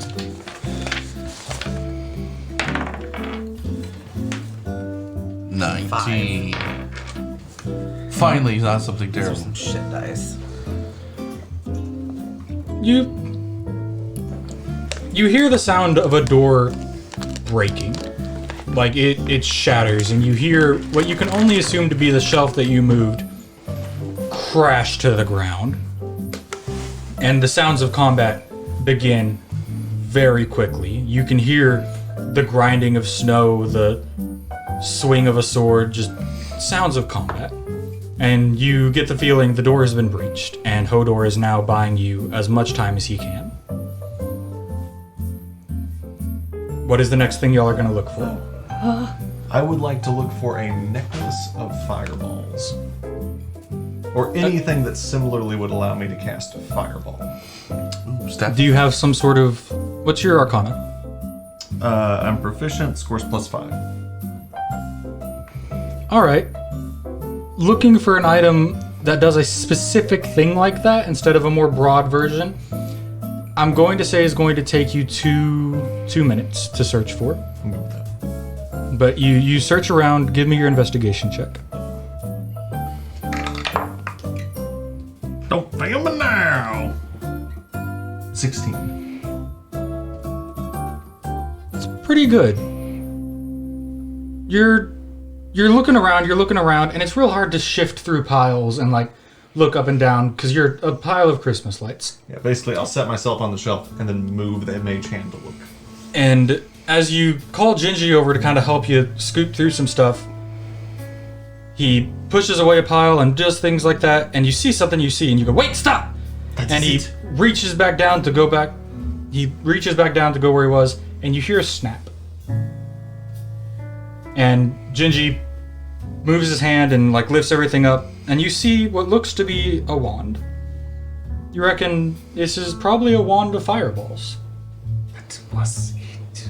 And it looks pretty intact, aside from the pretty significant crack going down the center.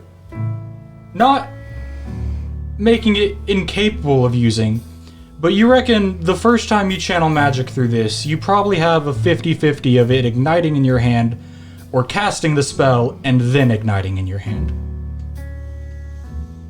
It is better than nothing, thank you for your... Because you're a level 3, you're not supposed to have access to Fireball. Nope. But I'll give it to you. While I was helping him look, did I by any chance find like a whip?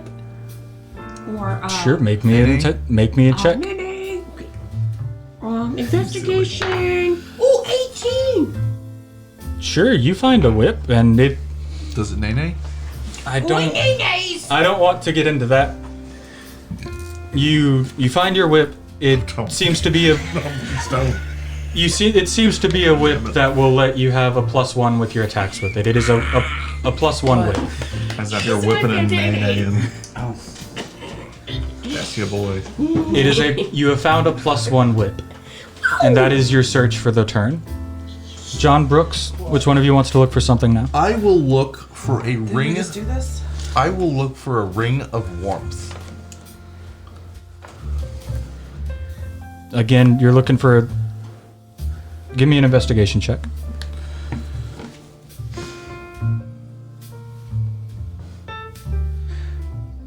Investigation. It's 13. 13. You do not find a ring of warmth, whatever the hell that may be, I don't know. But what you do find is a ring of warmth a hard thing?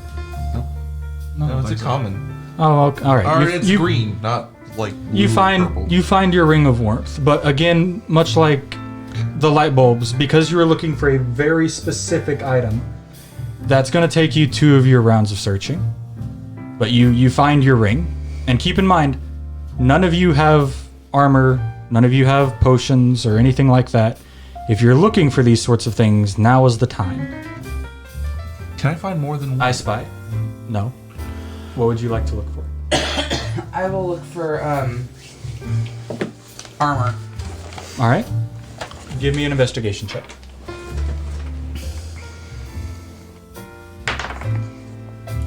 Five. All right. It takes you 2 rounds of searching, but you find a solid set of armor. It's not like plate armor or anything like that, but you find some nice leather armor.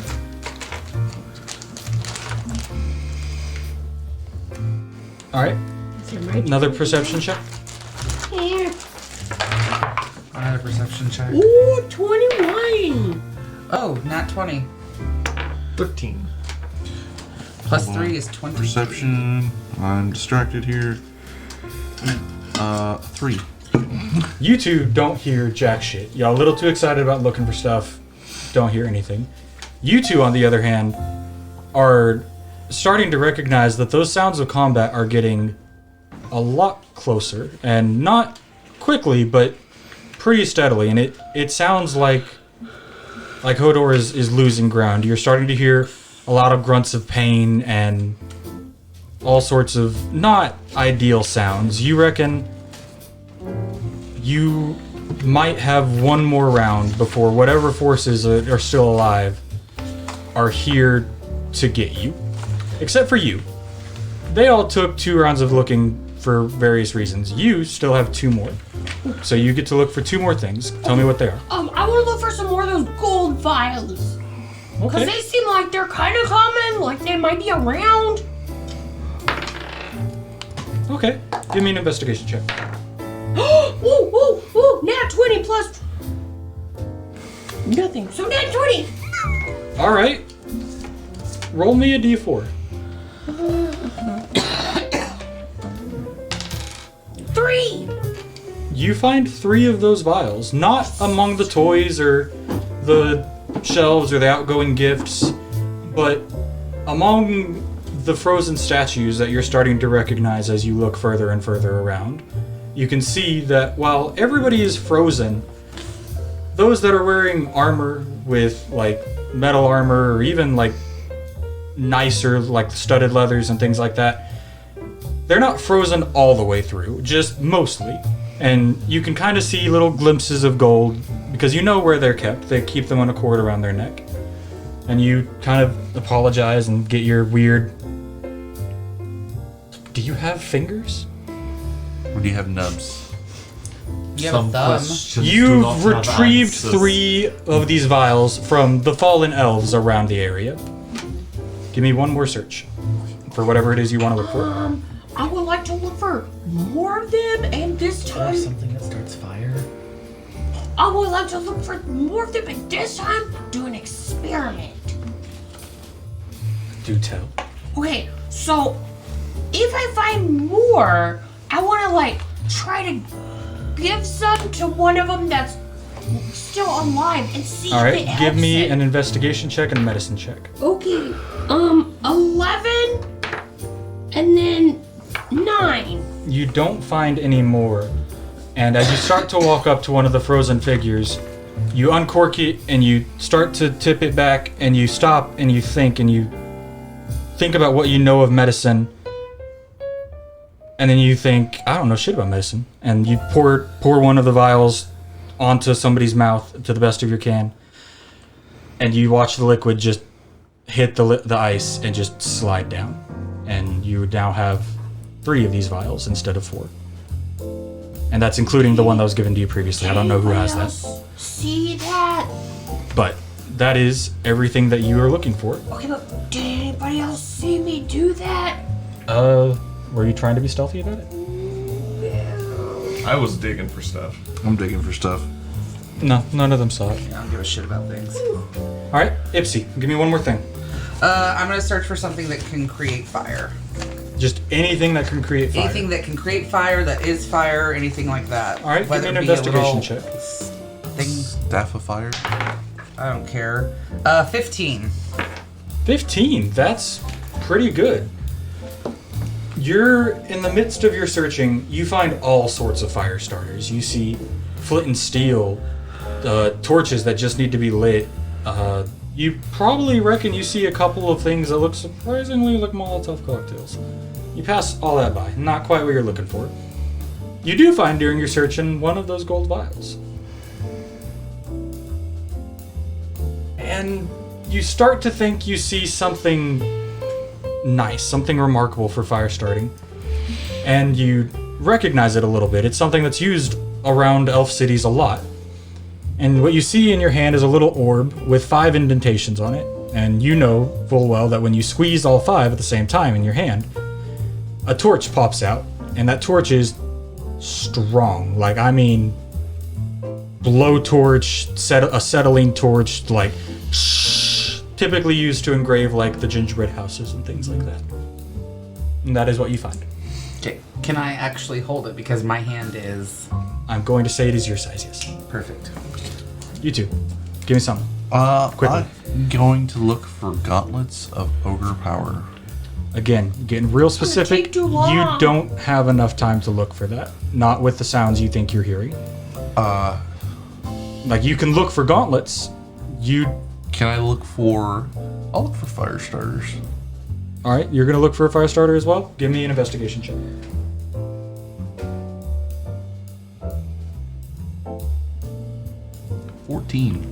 14. Alright. You don't know the elfish Dewey Decimal System quite like Ipsy. And it shows in this. You look around and you find flint and steel as well, and you find a couple of other things that you reckon could start, and eventually you settle on 2 Molotov cocktails. There you go. Okay. What those Molotov cocktails? You also would like to search for Molotov cocktails? I can only really carry one though. Alright, give me an investigation check. 14. You find 1. Good. I'll wrap it up in my cord. And with that, you can now see the fight that's happening. And it is not good.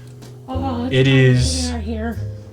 It looks like while he's managed to hold off most of this, Hodor is very quickly being pushed back. And the amount of snowmen in front of him, consistently pulling back and throwing snowballs, is scary to all of you. There's Appear to be another way out. You can continue going further back. We should. And We he's should do that. as you all pull your heads out of your respective piles and think, all right, I'm feeling a lot more confident about our odds. Which also, for the record, did either of you two want? I'm gonna give you all this chance. Did either of y'all want to go and look for a material with spell components? Yeah. I got my arcane focus, so I'm good. I would like to look for some spell components. What item are you going to give up to look for that? I'll give up one of the Molotov cocktails. No, you'll give up all of the Molotovs. Your search for them will have not That's been. fine. I'll take Alright. my spell components instead. Give me another investigation check. Love that Nick. The image of Nick now is a Molotov cocktail, a holy symbol of Pelor, wrapped up in Christmas lights. Wrapped up in 9. Christmas lights and also shoved in a socket where it's occasionally sparking. I love it. 9. I didn't realize these were nerds. You find a component pouch. They were the gummy things. Oh, here. Oh no, I'm good. Well, yeah, but I've got like a whole ass bag. My No, I stomach's don't want to eat the bag. That'll make me feel bad. So I'm good. Fine, I didn't want to give you my bag anyway. Well, no, because it's loud and I know that annoys people.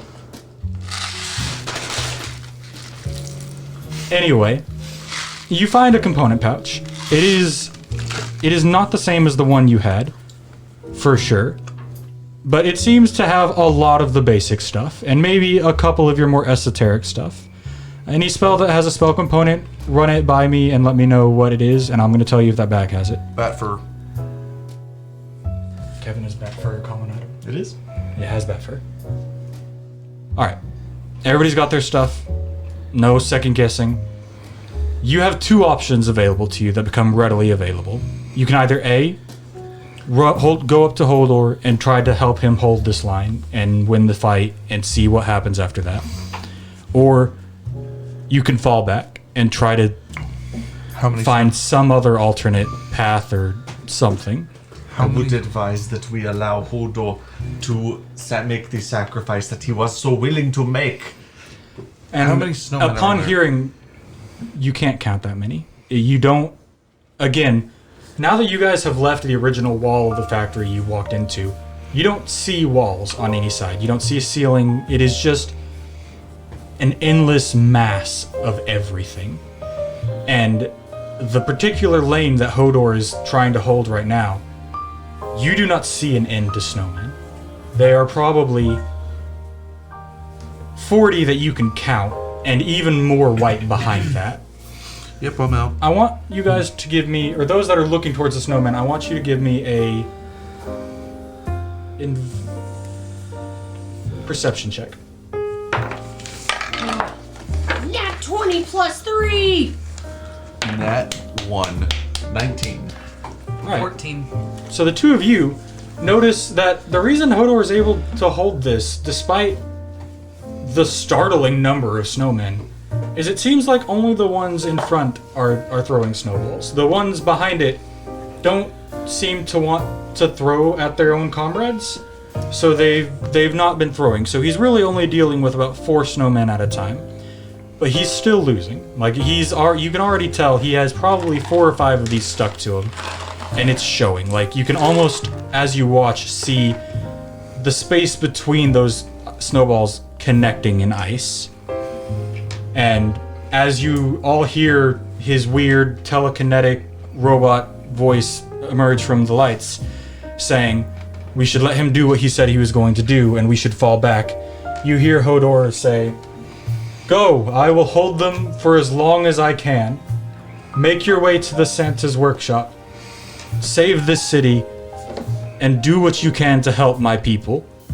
And as he says that, you see him take another snowball, this time to the shoulder, and doesn't even scream out, just and just picks it up and slashes another snowman in half. But you see just another one just roll into place. "Look for the fire!" And that's the last he says before he's far too focused on the combat in front of him. Skedaddle. Can I try and mage hand a shelf under the snowman? No, all of the shelves at this point are bolted to the ground. These are thousands of feet high, filled with all manner of absurd Time stuff. to get out of here. Skedaddle. Pitter patter, let's get out of here. So, who's helming the escape from the factory?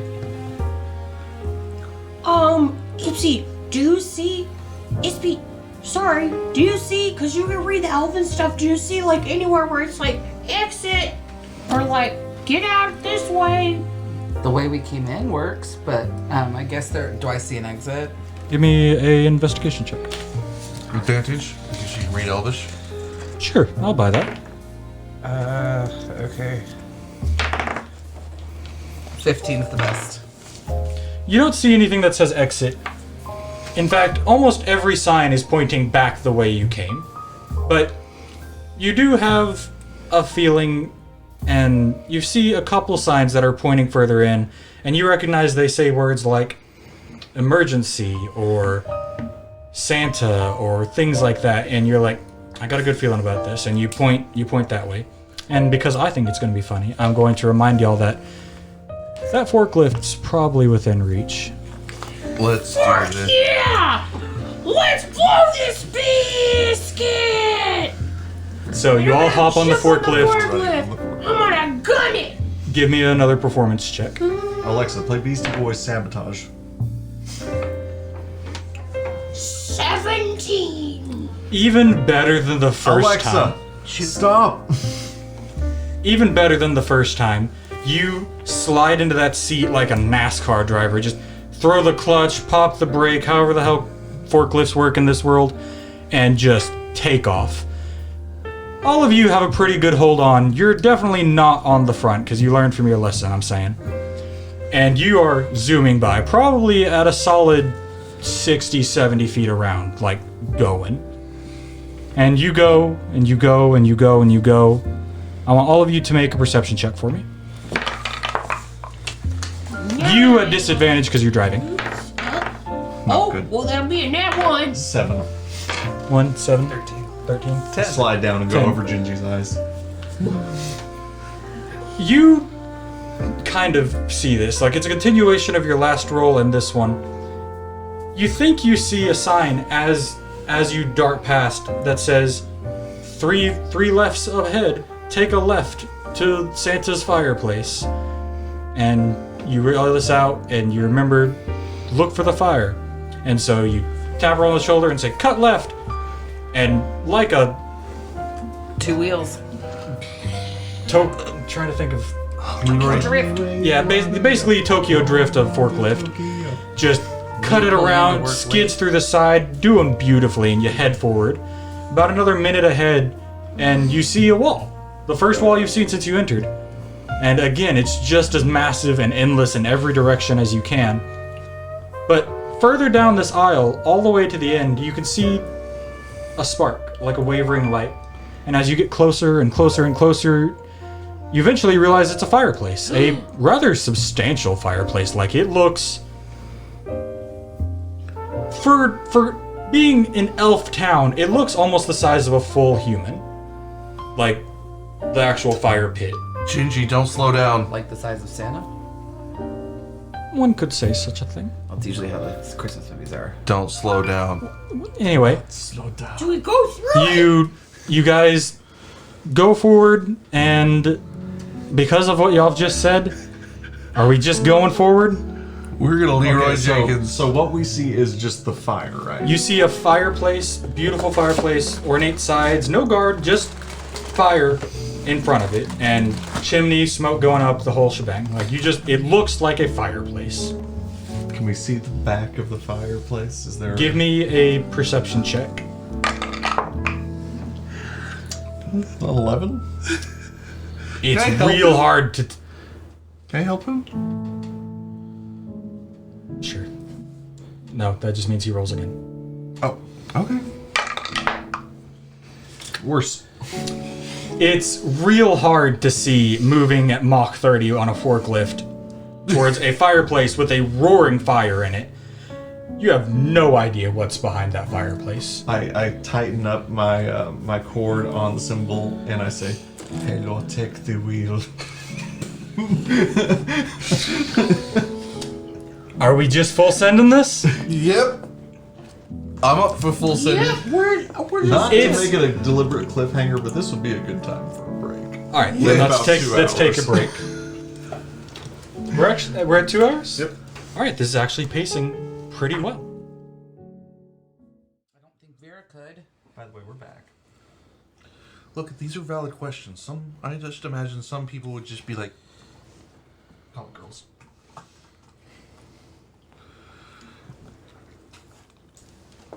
Guess maybe Lola hit one of the cables. Lola Leroy Jenkins. Which camera did she knock out? The girls. Oh, darn. Oh, I found it. No, that would probably be my feet. Then that's pulling it out. Try that.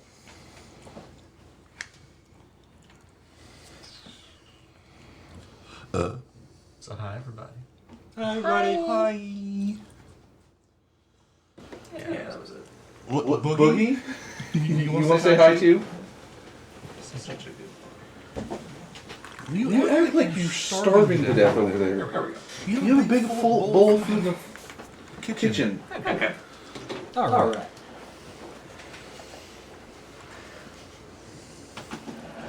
Where were we? Oh yes. The pit of despair. Just because I've always wanted to say this, who would like to recap for inspiration?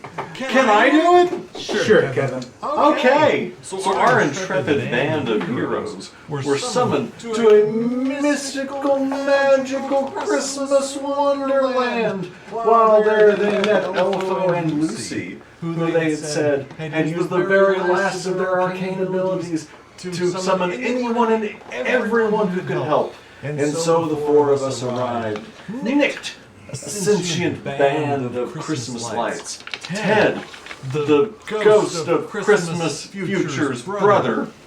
Gingy, an anthropomorphic gingerbread. And Ispy, an elf on the shelf.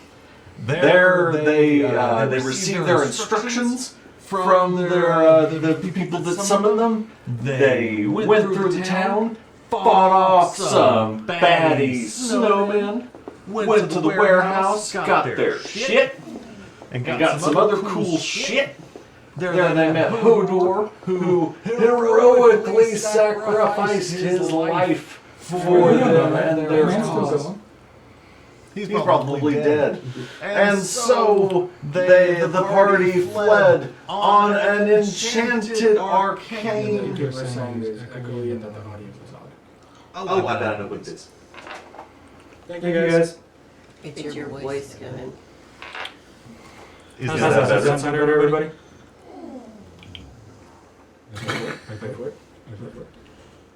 Is it better? It's nailed it. Wait. Nailed it. Oh. Prog your ass. Ian. Anyway, continue.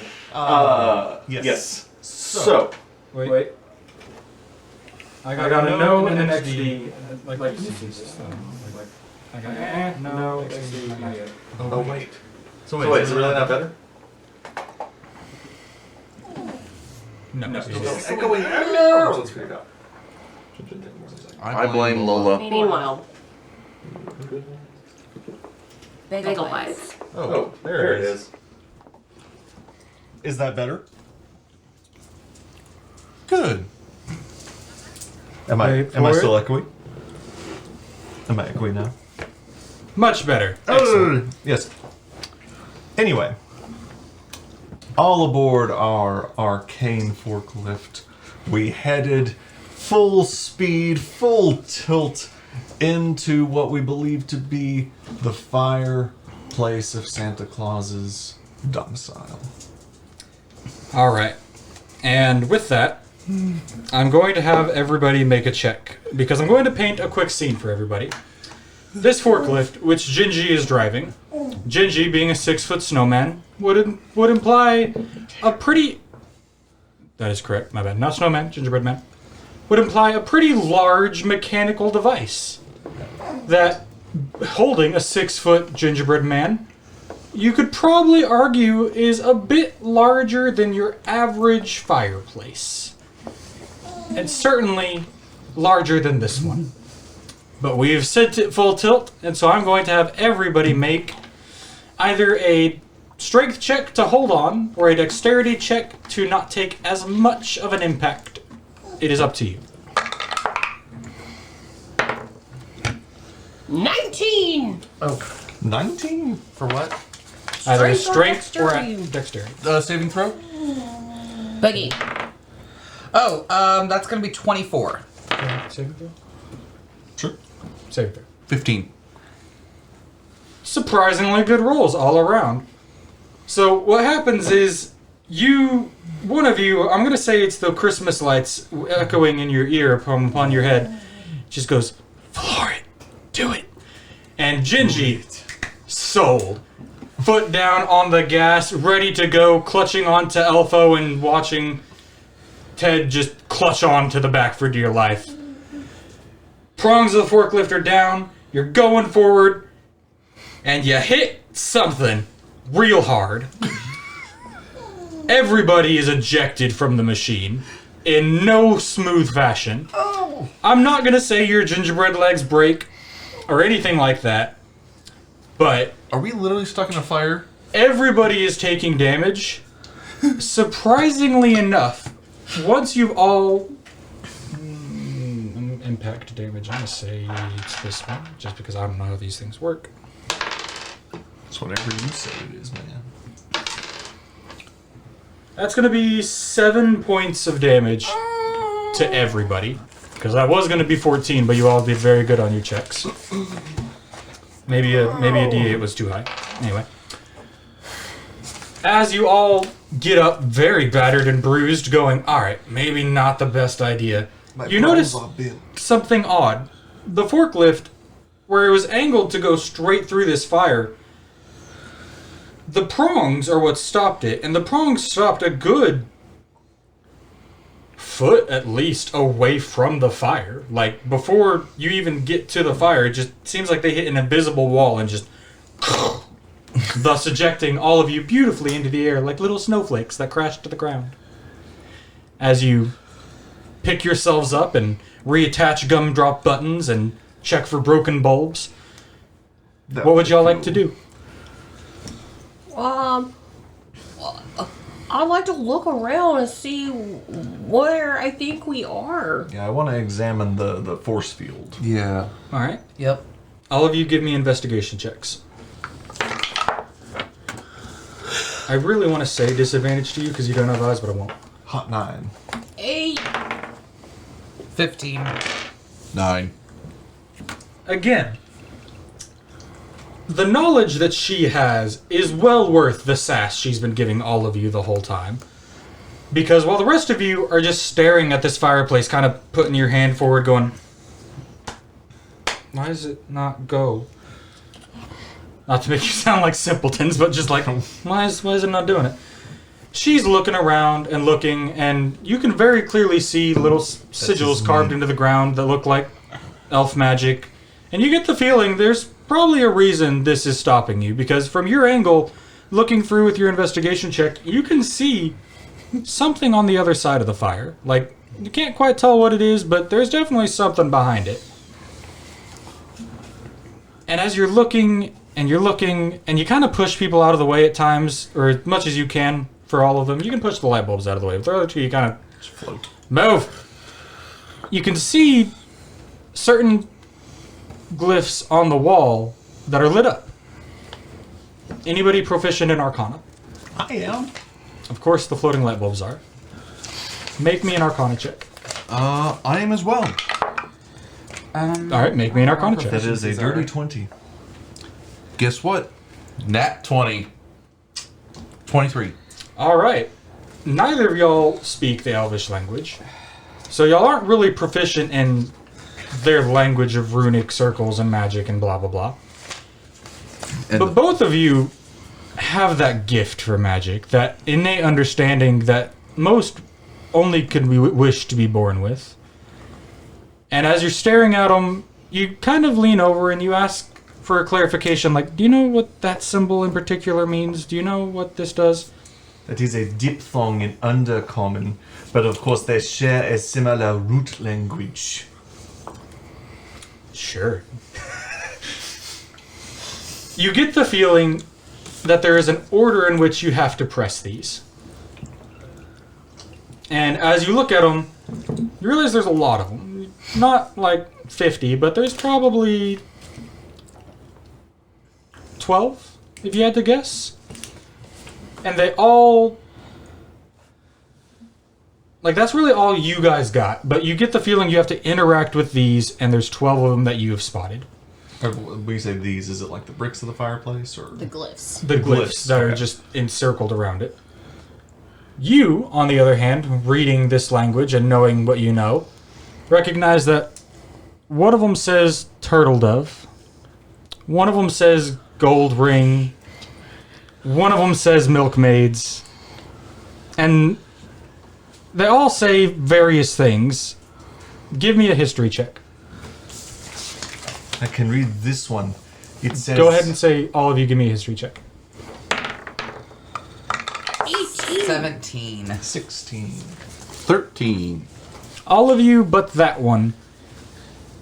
As she reads out these symbols to the air, or would you like to read them, or do you want to just keep those to yourself? We can just say I read them. As you read them out loud, all three of you kind of start to see where this is going. And you're like, wait a minute. 12 maids of milking, 11 dancers dancing. I think I know what to do. 10 and hours of leaping. I don't know how this goes, so ladies, you're Josie. entirely correct, I'm assuming. 8. Y'all get how it 7 on the goes, swimming. 6 He's a laying. 5 golden rings. except 4 calling birds, 3 French hens, 2 turtle doves, and a partridge in a pear. So that's a light up scene every year at Blora, and every year we have to do it. Oh, I sing the whole Sing the thing. whole thing. I'm Yeah, proud of yeah. all of you. You all recognize this. As the three of I you can start only singing, you imagine kind of what- catch in, and you're like, my brother used to tell me of this song. I'm guessing. I don't fucking know your ghost life. He's the ghost of Christmas future. He better know this song. Anyway, you all start counting, and as you go down, you're like, all right, 12, 11, 10, 9, 8. That's it. You get to I 5, only had 1. where everybody knows the 5 golden rings are. And that glyph is flickering for some reason. It's not quite all the way active. And you try to press on it anyway, and you can feel the magic try to complete whatever circle or ritual that it's trying to get. It's just not there. Do I have any of those potions? Who is holding the original one? I am. She has 1. She has 2. Can I get one of the potions? 2.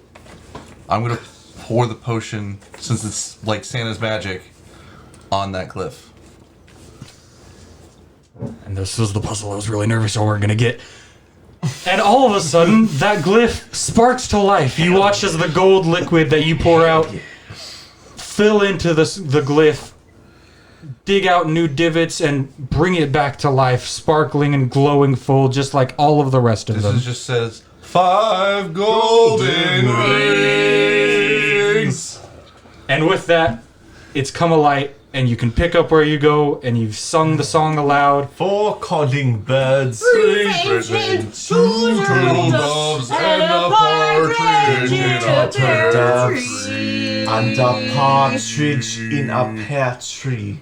And oddly enough, as you guys were singing, you got a little off of the count, as evidenced by the floating light bulbs. So you've hit all the ones, and as you hit 1, you guys are probably on verse 2, and you hit it, and nothing happens. And it's not until, I'm assuming the floating lights are hitting the buttons for some reason. Sure. It's not until you've hit that button, and you hear the people around you sing that last verse, that you watch as the light leaves all of them. And you get the feeling that this very much was both a verbal and somatic ritual that needed to be completed.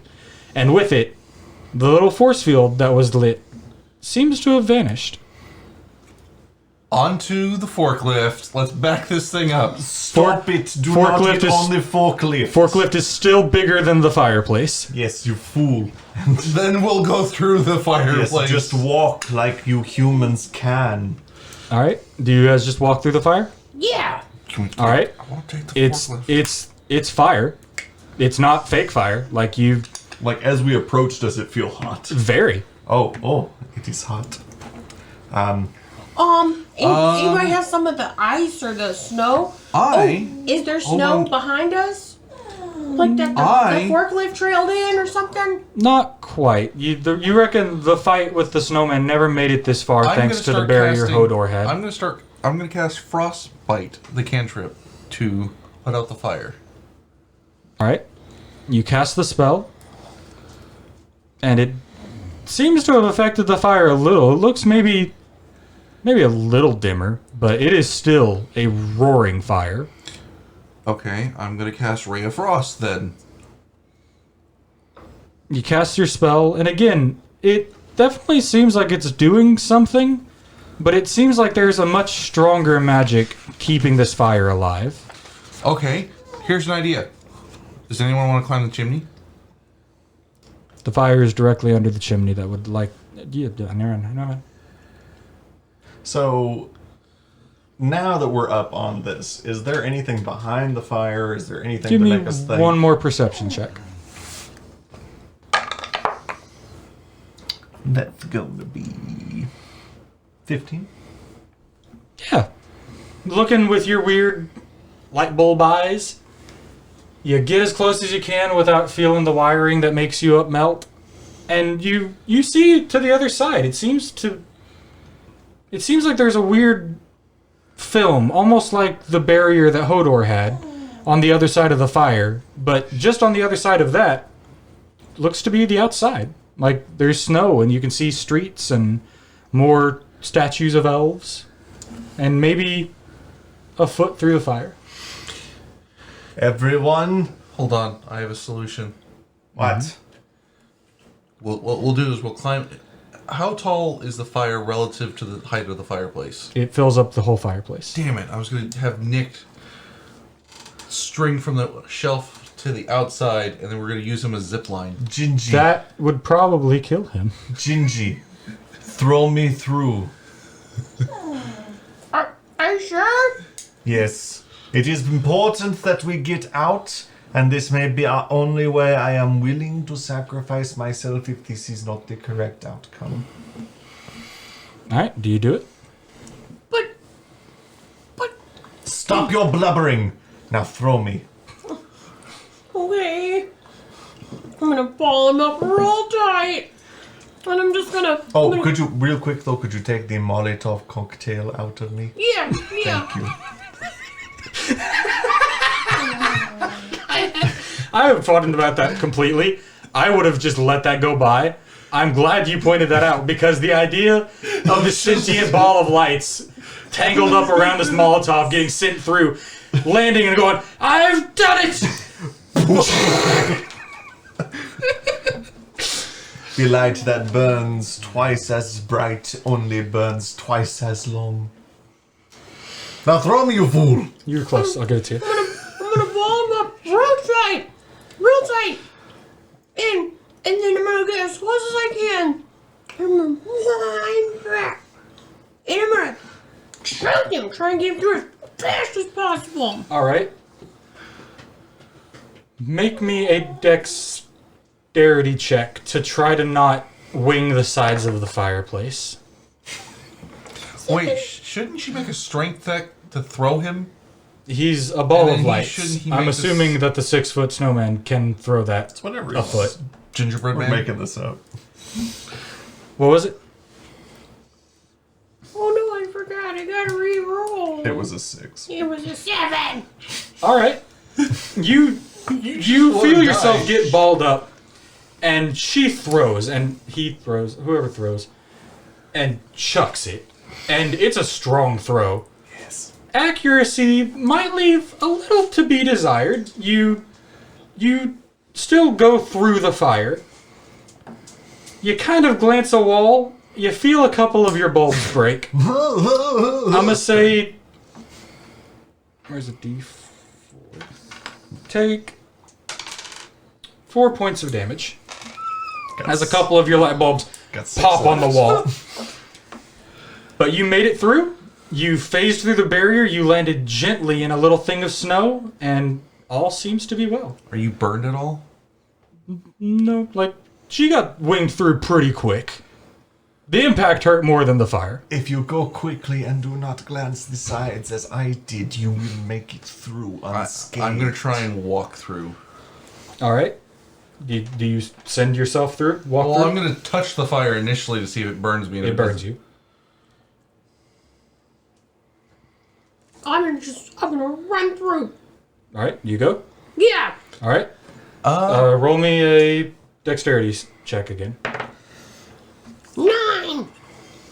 You kind of slip on a couple of the ashes and coals that are getting you through, and you feel like you take a little bit longer than you maybe could have. Go ahead and take...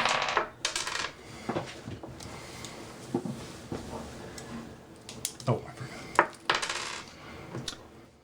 forgot.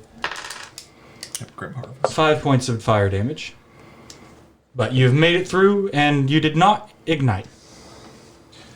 I'm going to try and run through as well. All right, give me a dexterity check. Check or save? Check.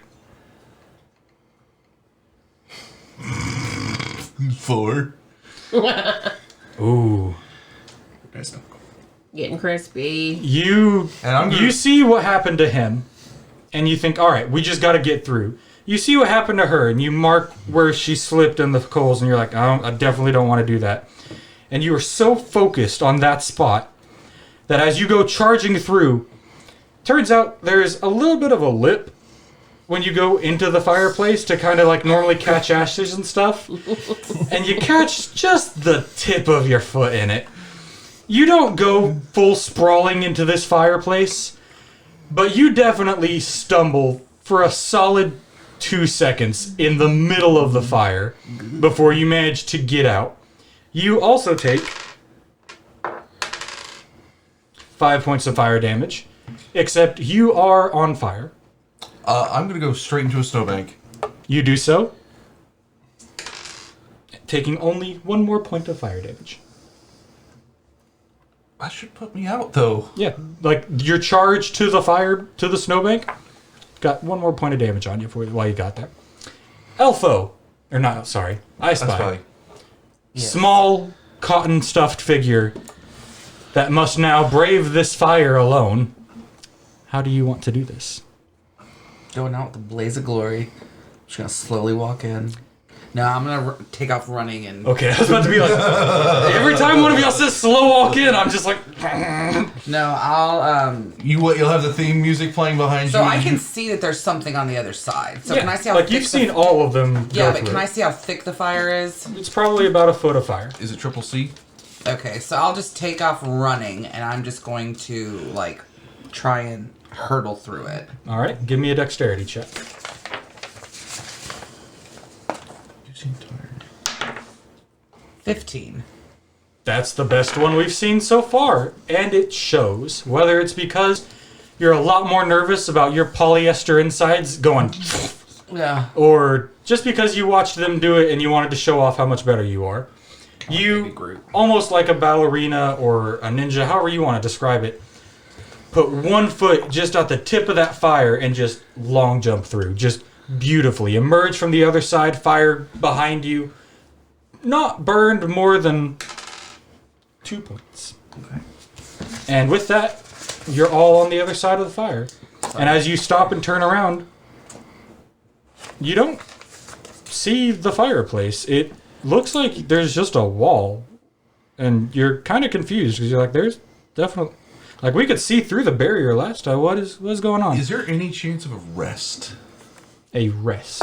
I mean, there's as Long much of a rest. chest as you guys want to take. I'm gonna need a long rest. I have a feeling. Well, I'm feeling the snowmen are gonna want to get through that fire. I I do also not think that a long rest is going to be in the cards. Yet, I don't think you have a choice in this matter. Why are you talking back to him in his own accent? Yes, are you That's mocking kind of me? rude. Oh, absolutely, I'm mocking you. So, now, we have successfully escaped the workshop. It is now up to you guys entirely what y'all want to see happen. I think long rest would be the idea. I think that waiting here for 8 hours would be foolhardy. Yeah, I agree with I Mike. only need 4. I think that waiting here for 4 hours would be foolhardy. I think that 1 hour is a stretch, but I am feeling rather ragged. I think you should take one of the vials. Well, no, it is okay. No, you're a valuable part of this group, and you deserve one. I'm gonna take one out of my stash, and I'm gonna hand it over to. I do Wait, not think that it works. Where do I pour it? No, don't. And so I'm gonna try and explain that I think it's not a healing potion, but I think that it's meant to just thaw ice damage. All right. Explain that in a Nictean way. You're welcome to do Oh. so. And just be aware, when they handed you the potion, they said it does a number of things. Oh, that's It right. doesn't Remember work the it same fixed way the on glyph? everyone. So, We don't know what it will do. So, It most What if it likely gives you will a be something. body? what if it lights all his lights up? It most likely will be something good, but what that means could be anything. You do get the feeling that they're typically saved for do or die situations. Okay, I'm gonna say we should just short rest, I guess. I believe Do we that want is to do the this best. just leaning against the building? Just hanging out for just a bit so that I I can think catch we'll- my breath? What do we? Well, Because y'all are back among the streets. How There's big is the snow? shops along the road and all sorts of stuff. You seem to have emerged from a flat wall next to a bakery. Do we see like people? Oh, we gotta go to the bakery. We have to go to the bakery. It is the Elves peace and of your stuff people. around. Can we, hold Make on? a perception check for me. Can we see if we can make? 5. Can we? Just a minute. 5. 5. You see no people. You're a little concerned because as you're looking around, you see bits of your gumdrops kind of starting to sag a little bit, like they got a little too warm. And you just, Gingy, bake us an army. It doesn't work like that. I don't have my wife here or Mrs. Claus. so what are we doing? Are we taking a long rest Let us or a short rest in right the here? bakery. Let us rest in the bakery. All right. All right. You all get to the front shop of the bakery and you try the door, and it is very much locked and closed. Windows also firmly closed. How would y'all like to proceed now? I would like to. I mean, I can use my axe to break us in, but like, what if there's more snowmen around? Just gonna check a few adjacent doors just to see if there's any others that open. Is there any windows open? Before Like, that, unlocked? are there any doors that are adjacent that are open? Make an investigation check. Take this the easy way. 16. 16. All the doors to the bakery seem very closed and boarded up. But as you look probably 3 or 4 houses down, you can see that this one looks a bit rougher. This one looks like it was a house, like a normal home, that maybe got hit by the snowmen. Doors are still closed, windows are still closed, but as you try the door, it's pretty loose. You get the feeling that you could probably pull pretty hard on this and the door would just open for you. The bakery door? I pull Not the bakery all door. my strength and it doesn't budge. And I say, Gingy, I believe this will be fine for someone that is a bit more corporeal than me. Wait a second. I'm gonna try and mage hand into the bakery and see if I can unlock the door. This is a question for D&D people. Can you cast Mage Hand through solid objects? No. Then you cannot do that, John. Oh, it just says floating hand appears at a point chosen within a range. I don't know enough about Mage Hand. If you guys feel like you could do this, it would. The way I would do it is it would be a blind dexterity check, so it would be disadvantaged dexterity with mage hand. all right. But it's your call. That sounds real good to me. Give me a disadvantaged dexterity check with your Mage Hand.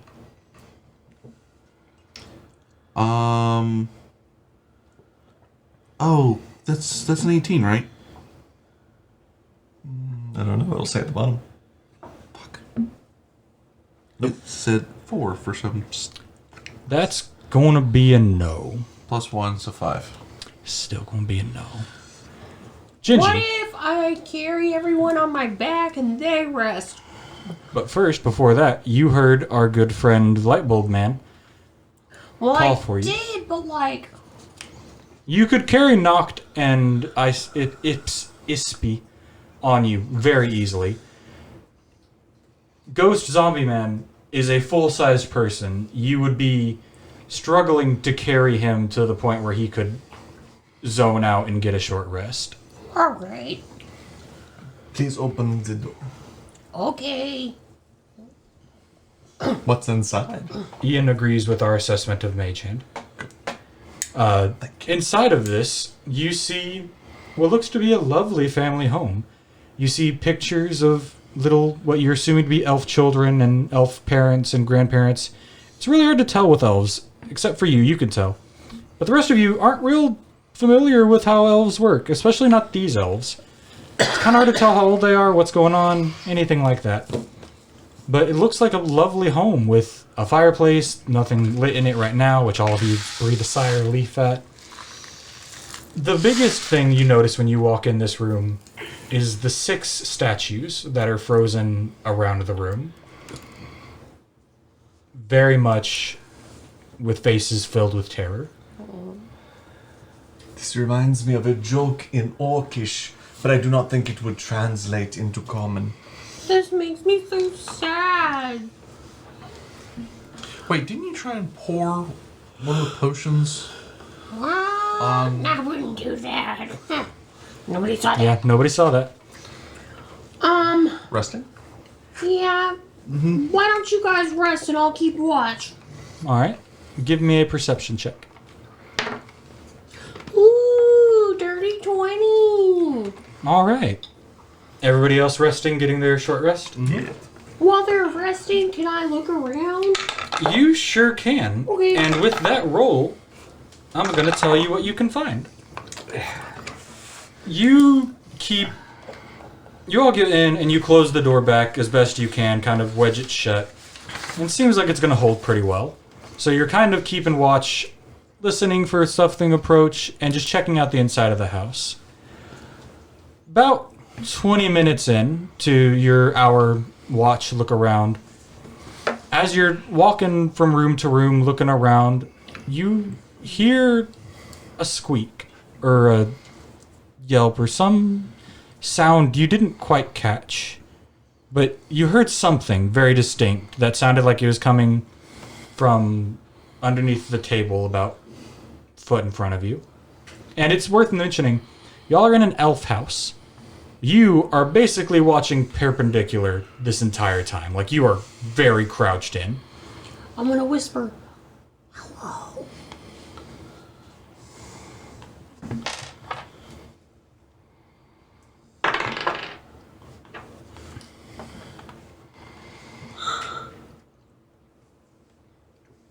Hello? Are you here to kill me? No, are you gonna kill me? I don't think so. Oh, I'm a nice person. My name is Gingy, and I have a wife and 4 dozen children.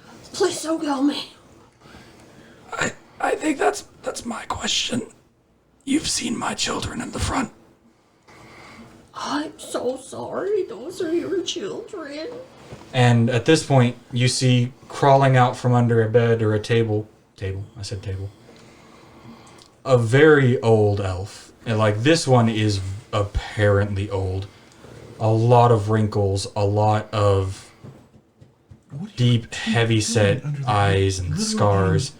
This is an elf that has seen some stuff. And as he drags himself out from under this table, it is apparent he is dragging himself, because it seems to be that his arm is the only part of him not frozen. You need help. Here, I have this. And I'll hold up the vial. And he'll pull his out from under his shirt and he says, I still have mine. I'm saving it for a rainy day. And you get the feeling that they don't use these lightly. These are I am about to die. I need this. I don't mean this to be rude, but like, it looks like it's a rainy day. I can see how that would look to the rest of you. Yeah, the only voice I can do is an old man voice, so they're all getting that. And even then, that's debatable. I can see why you would think that. But this is not the first time some of our people have been frozen. Really? It's never happened like this. Normally it's for events and festivals where somebody hits a wrong button and things go bad, and it's like 1 or 2 at a time. But the process of being frozen is very much reversible. What do you have to do? We need to gather everybody and perform some rituals, but it's possible. How many people do we need? See, I was summoned here by Santa and by... Santa summoned you? Yeah, and by Elfo and Lucy. Santa and me are like best friends. And so... When did you talk to Santa? Well, it's been a while. Like a long time. I only had like a dozen kids when I talked to him, and now I have 4 dozen. But anyways... The elf is very confused at this like point. Way back. Mrs. Claus made my wife... Are you alone here? No, I was summoned with 3 other people. So one of them, he's some Christmas lights, and he's like really smart. I think he uses like a lot of big words. And then this other one is like an elf on the shelf, and she's kind of mean, but she's like really smart too. And then there's this other guy who's like a ghost zombie thing of the future, and then me. With every description, you watch this elf get more confused and anxious. before landing on just short of just shell-shocked and not able to process this. But he offers you his one good hand, and he asks if you would take him to the rest of your group. Yeah, they're all resting right now. That's Because we had to go through a fire, and we had to fight some snowmen, and then Hodor was like fighting off snowmen too. They're resting, but yeah, like maybe we can go wake them up if it's been time. I would like to talk with other people, yes. Okay, And I'll take you down. so you get down there and you see they've been having a conversation. For as much as they've been whispering, it really wasn't that quiet. So as you walk down the stairs, you just see 3 sets of eyes just going, Hey guys, this is the daddy elf. Daddy, granddaddy, great granddaddy. With all due respect, Gingy, this house is maybe 20 square feet. We heard your entire conversation. Oh, well that's good. You don't have to fill them in on anything. They already know. I thought y'all were the snowmen having come back. I heard the door being wrenched open. That was just me. I'm kind of strong sometimes. I'm a fighter, so you know. Who would be the leader of this group? I would not say that we have a leader, but if we did, it is me. Then I will talk to everyone. As I was explaining to your friend, the process of being iced is reversible.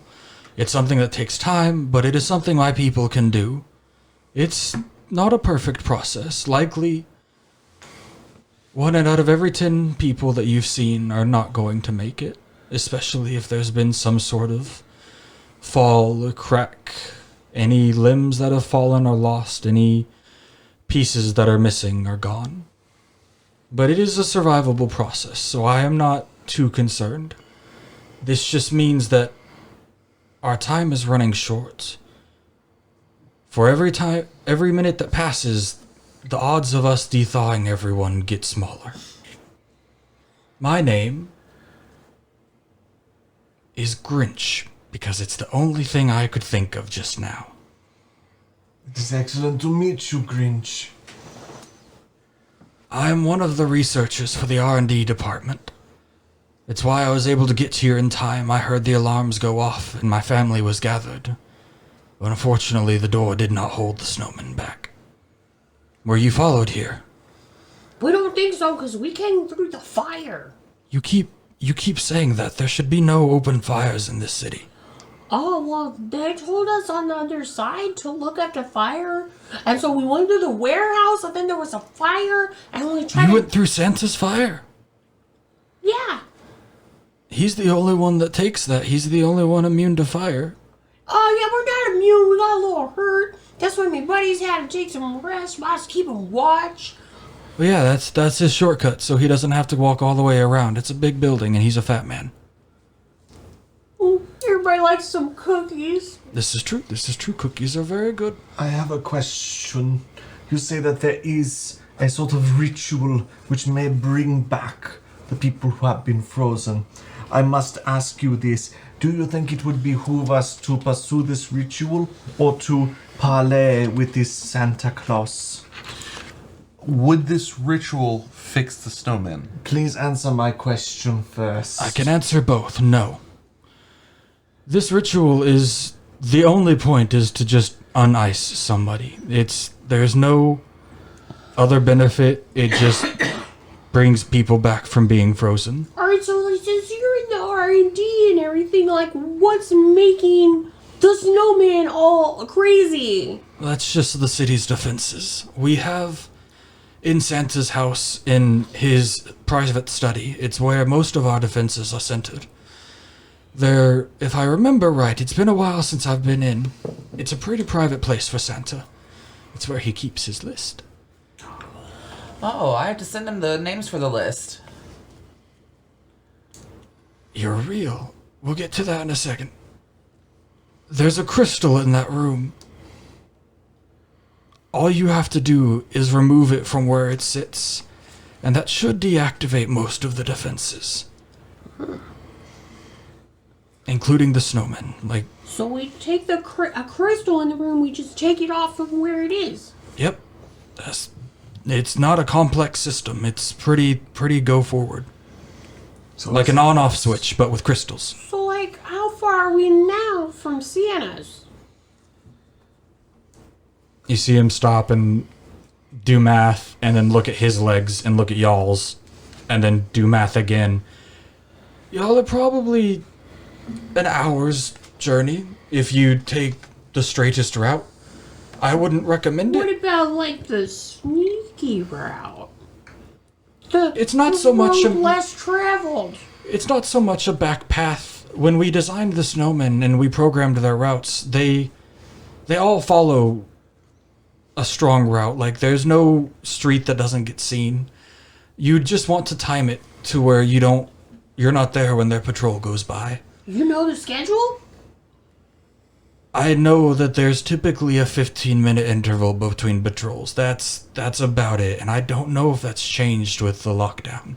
So what if we go, like, we like, start off, and then we hear them, we, like, hide real good, and then when they pass, we know we got, like, 15 minutes of clear. You don't really have to hide from them. You just don't make sound. They don't have eyes. But we programmed them to have very good hearing. So if we were to just stay motionless, there would be no way for them to see us. As long as they don't bump into Just you. a sound. No sound. Well, I believe this is valuable information. I have a solution. Why don't we go through on the roof and then we can dodge them that way? And that's an excellent question. At this point, you will recall the descriptor of the city. One of houses being stacked on top of each other as the further you get into the city. And at this point, you're pretty close to the center of the city, the tallest point, what seems to be the oldest part. But you know what we also have? A 45-foot string of lights. 40 feet. I want you to imagine the tensile strength of a piece of wire. Give that 4 of them wrapped together. And then remember that would snap under the weight of probably Elfo. It could carry You mean I her. Spy? It No, could- Elfo. I Spy is like this big. She could totally hang off. Elfo was like a good solid-sized elf. Average elf. I think that we would be good to just take the ground and go. Yes, let's go. Yes, time I is thought of y'all the were Come resting. with us? No, I only have an arm. No. I'll carry you. No, don't touch me. Oh, okay.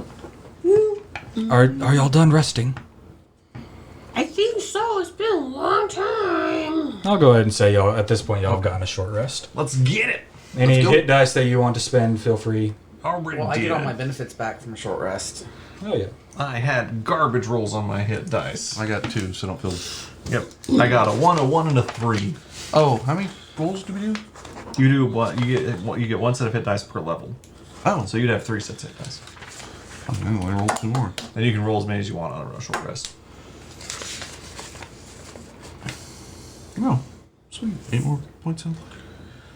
First time chat from a viewer named Wrestle Gamer. How do people play D&D? I don't know because I can't roleplay.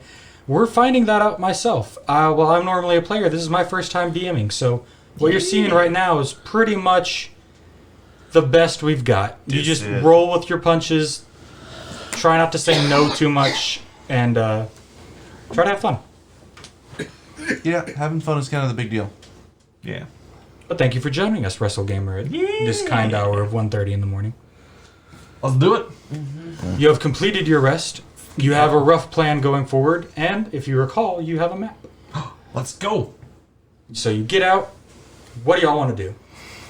So I vote that Nick goes on my head again, and Isby can go on my shoulder, and then we got like the brains of it, like bleeding, but I got the longest legs, so you know I could go the fastest, and Ted, you just come along. Okay. And anytime you see the snowmen, we do not hide, we just stop moving.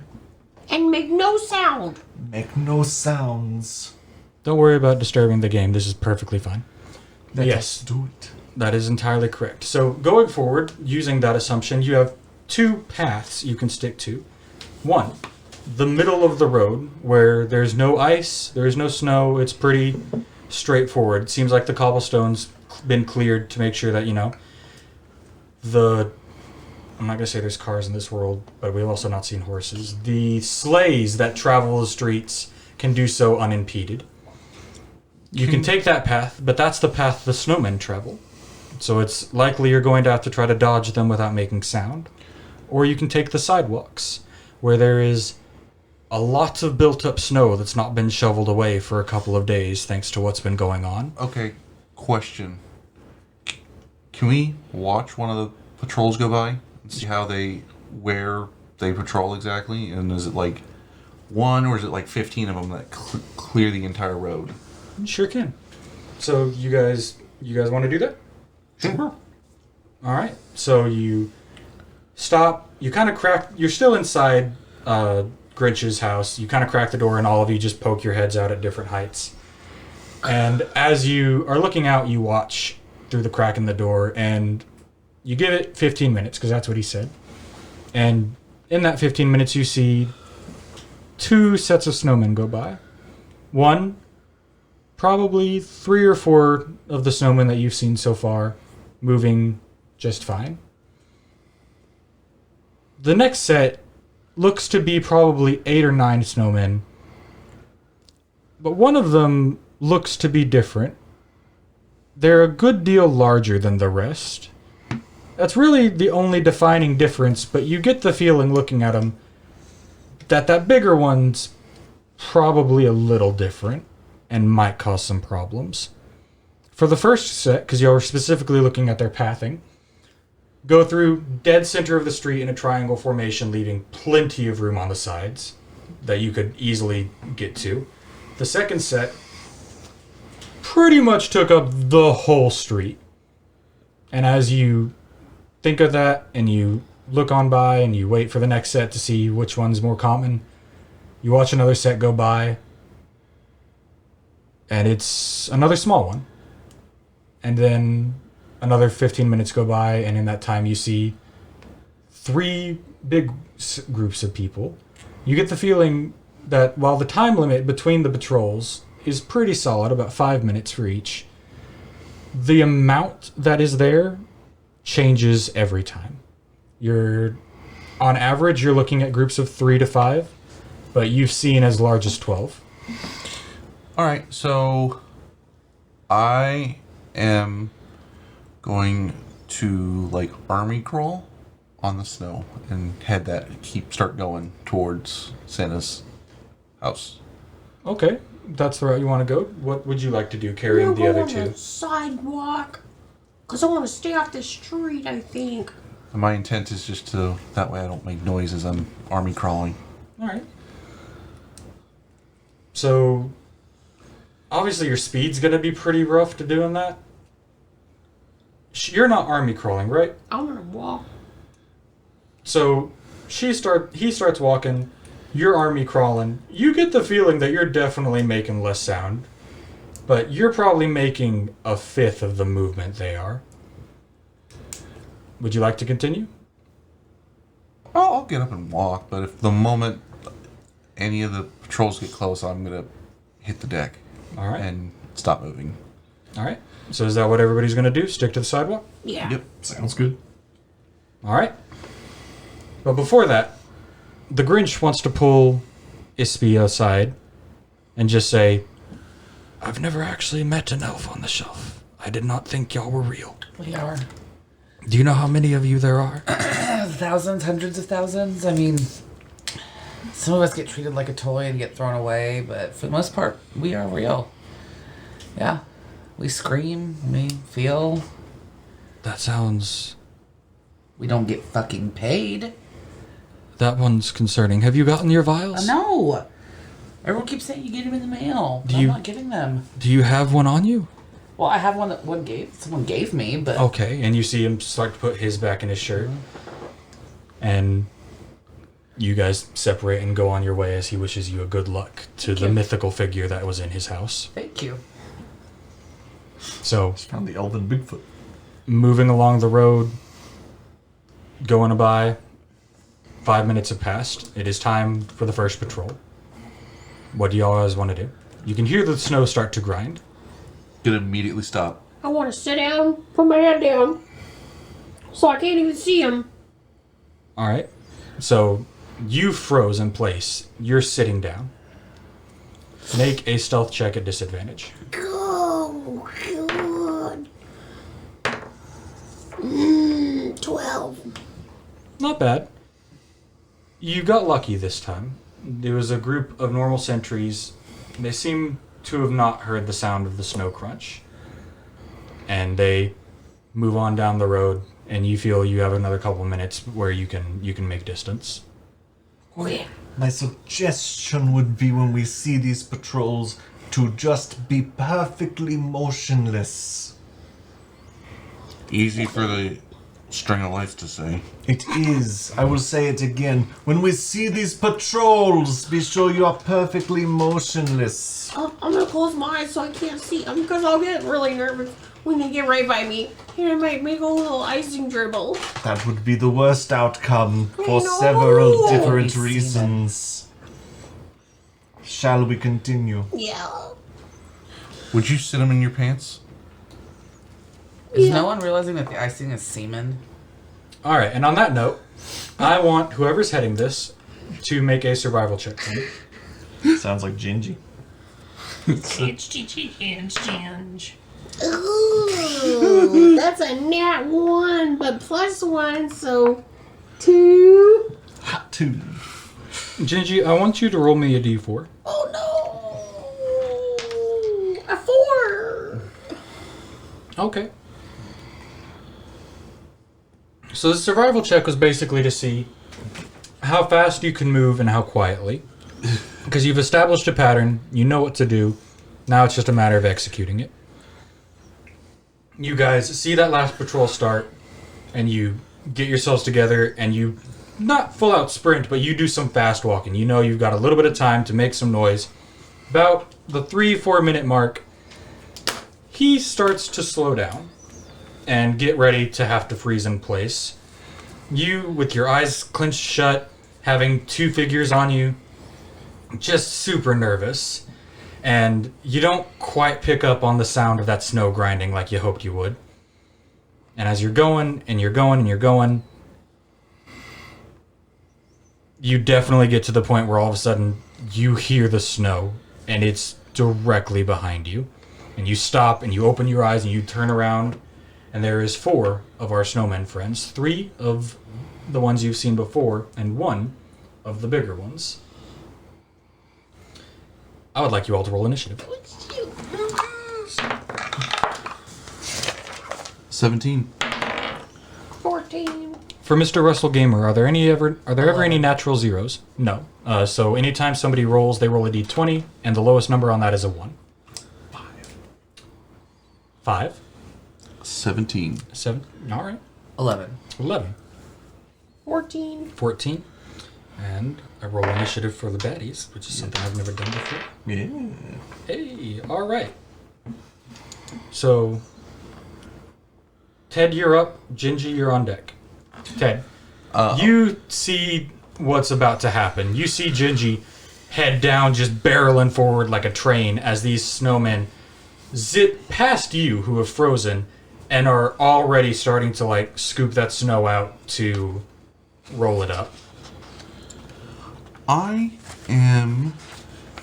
They don't seem to have noticed you with you noticing and freezing.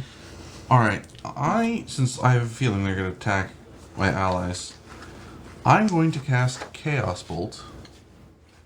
And I'm going to use one of my sorcery points to twin the spell. And I'm going to have it as fire damage for one of the beams. Actually, for both. So are you sending an attack at 2 people? Yeah. Give me 2 attack rolls. Is that how it is, or is it saving throws? 2 attack rolls. Nat 20. Head. And 7. Alright, the 7 does not hit.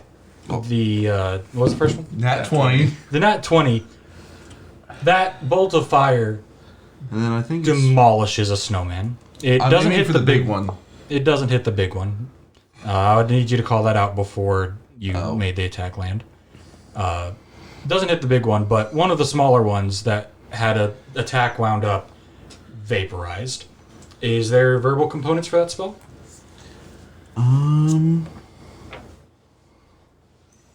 It does not say. Yeah, verbal and somatic. All right. You have now been noticed. Gingy, what would you like to do? All right. You have seen one of them with a snowball ready get wasted.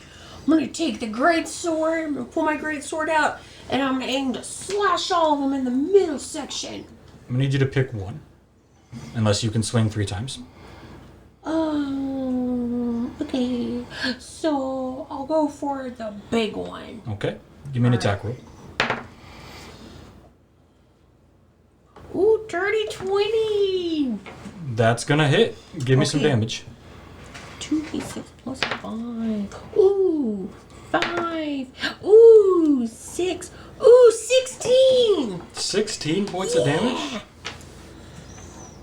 Hold on, I need to adjust some numbers in my head. I'm not gonna say that. I originally was gonna give him 15 points, but that's a lot that you did in one turn. Is that an average roll? That's a good roll. That's a good It's roll. because it's 2d6 plus 5 slash. Yeah, she got almost the perfect I got the damage. 5 Oh, and the okay. 6 and the You 5. obliterate the first one. Like the big guy that was sitting there, and you look. He didn't have one snowball. He had 2 that were about to throw, and you just cut him in 2, and they just turned to powdered snow. You still have 2 more that are about to throw. Are you done with your turn? Yeah, that's the last I could do, I think. All right. It is now the baddie's turn. They are going to take shots at the 2 figures they've noticed because they haven't noticed the floating lights or the stuffed doll. That's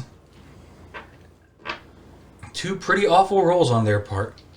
So that's going to whiff both of their shots. Phew. You're up. And Ispy, you're on. Wait, no, Ispy, you're up. You're on deck. How close am I to him? You're on Gingy, and Gingy's in melee, so Okay, so when I pretty use my close. little fireball thing. Well, no. Yep. Don't you Wait, are they not whisper? snowmen? Melee. Don't talk to her. Oh, well, it's out of my battle axe, which both are going. Would you like to use your flame? Not if I'm not. I don't know. Do I don't it, know. man. You are as close to them as you would and like I have to no be. idea. I don't care. I'll just use my battle axe. All right, you take it out. Give me an attack roll. 23. Definitely gonna hit. Give me some damage. What was the base score of that? What? The D20? None of your business. 17. Oh, I was wondering if she was 19 it crits. That's why I was asking. So it's 3 plus 4 is 7. All right, you destroy a snowman. There's 1 left, and with that, we take it to the floating Christmas lights. Firebolt. All right, you cast firebolt. Is that with your wand?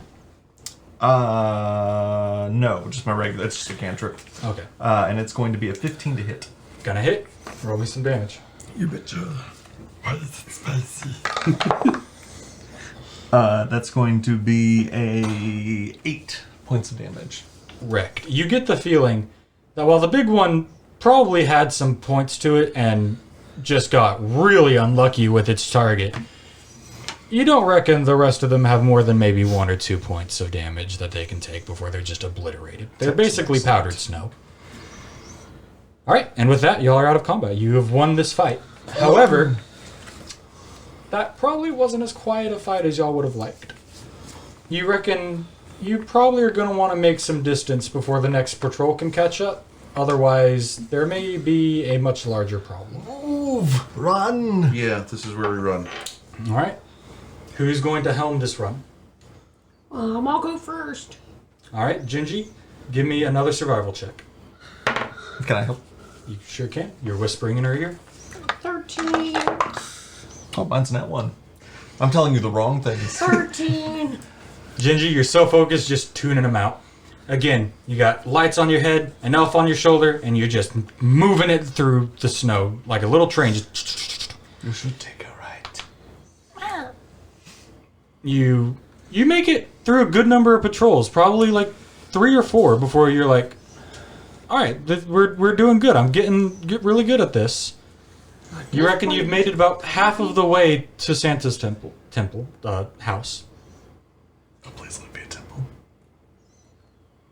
You want to helm the next half? Yeah. All right, give me another check. Can I help? Sure can. 7. Dirty 20. Ooh. This time, he's a little more forceful in those whisperings in your ear, and he's like, listening to me. Oh, okay, "You sorry. need to stop now." Why And do you he just keep turning right? We are going in circles. you freeze in place, and you put your hand out, and Ted stops in place, right as probably the largest party of snowmen you've seen so far crosses the street in front of you. You get the feeling the further into the city you get, the more dense these patrols are going to be. You're getting a lot less likely of finding 2 or 3 and finding 5 or 6. But you make that just fine with his assistance. You are now within sight of Santa's house. This is the last trek, like home stretch. Would you like to helm the final one as well? Yeah. Take it home, You need to Gingy. help me. I'm helping as much as I can. Ooh. That's a dirty 20. All right. But I'm distracted by the house. I only had an 8. All right. It's very pretty. You're doing really good. At this point, you've almost got that timing for the patrols in your head. You got a countdown. You stop. They go by. Go. Stop. Go by. Go. You're nailing it. You have made it to the front door of Santa's house. Or what you think is the front door. Because as you've gotten closer, you've realized that the houses are getting thicker and thicker and taller. The branches that seem to emerge from every house seem to always be connected to another house, going up so high to the point you can't see the stars above you. It's almost like there is a city directly above your head. And at its core is Santa's house, which just looks like the largest tree trunk any of you have ever seen by a ludicrous amount. I mean, it's probably 1/4 of a mile thick, this tree trunk. It is massive. And you can see stuff on it, signs of life, like windows and doors and fences in places.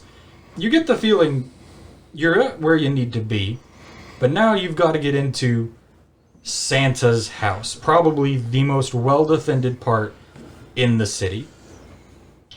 And you reckon you probably have about 3 minutes till the next patrol shows up. Let's go. How do you guys want to do this? You, Any doors, windows immediately available? I From- think... Sorry, man. I was thinking, like, Ispy's pretty light. And what if I, like, throw her up into one of the higher branches and she'll go, like, look in the windows and see, like, if there's guards or, like, what we could do, or she could get somebody to let us in.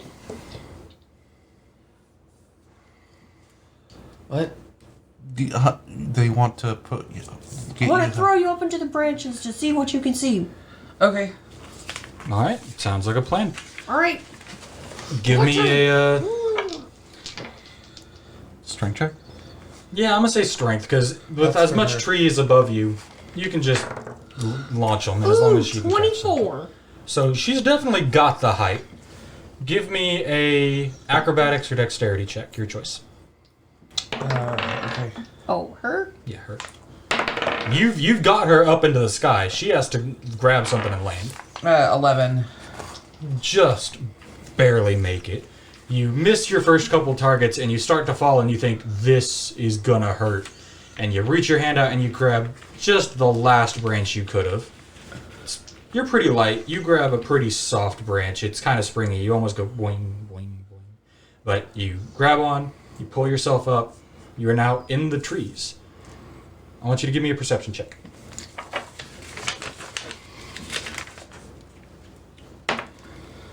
Uh, 19, and then plus 3 is gonna be 22. Y'all are seeing everything. I'm so proud of y'all. You, being the only one up here, have a very good view of pretty much everything. You can see into windows that branches are kind of growing out of, and you kind of start to look around, and you don't see any signs of immediate life. It's not like there's snowmen in the house, but every window you try is locked and latched.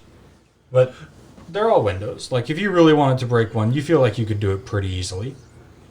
With that roll, I will say you find something odd while you're in the tree. You've been thrown up, and you're looking among the trees for ways in, ways out, things that are important, and just keeping an eye out for really anything you could use. And one thing catches your eye in particular.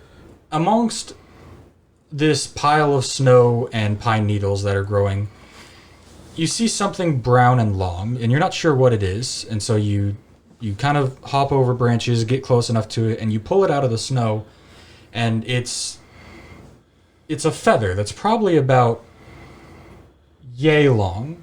It's massive, and it doesn't look like a quill or anything like this. Looks like a feather just fell out of a bird. It's very large, like much larger than anything you've ever seen.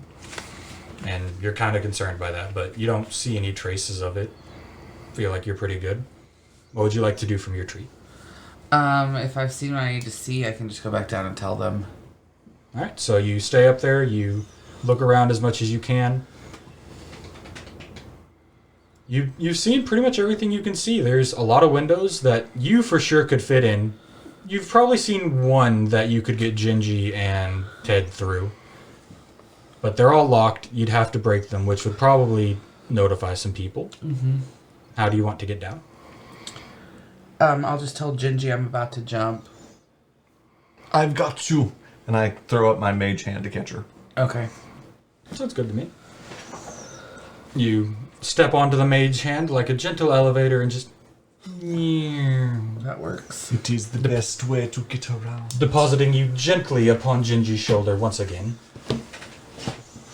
Christ, so what do you think the best plan is? There's not gonna be one that's not gonna cause problems, because the only way to get y'all in is to break in. What we have is the best of the worst solutions. I think it is best that we go through the big window. Yeah. Honestly, if you probably run and jump, that would probably be the easiest. Alright, It's worth noting that she threw you probably about 40 feet up into this tree. Well, with you being 9 inches tall and her having the strength of apparently a demigod. Just yeeted you into a tree. It's not going to be impossible to get all of you up there, but it's definitely going to be interesting to see how you do it for Gingy and Ted. Alright, here's my idea. I got this whip, right?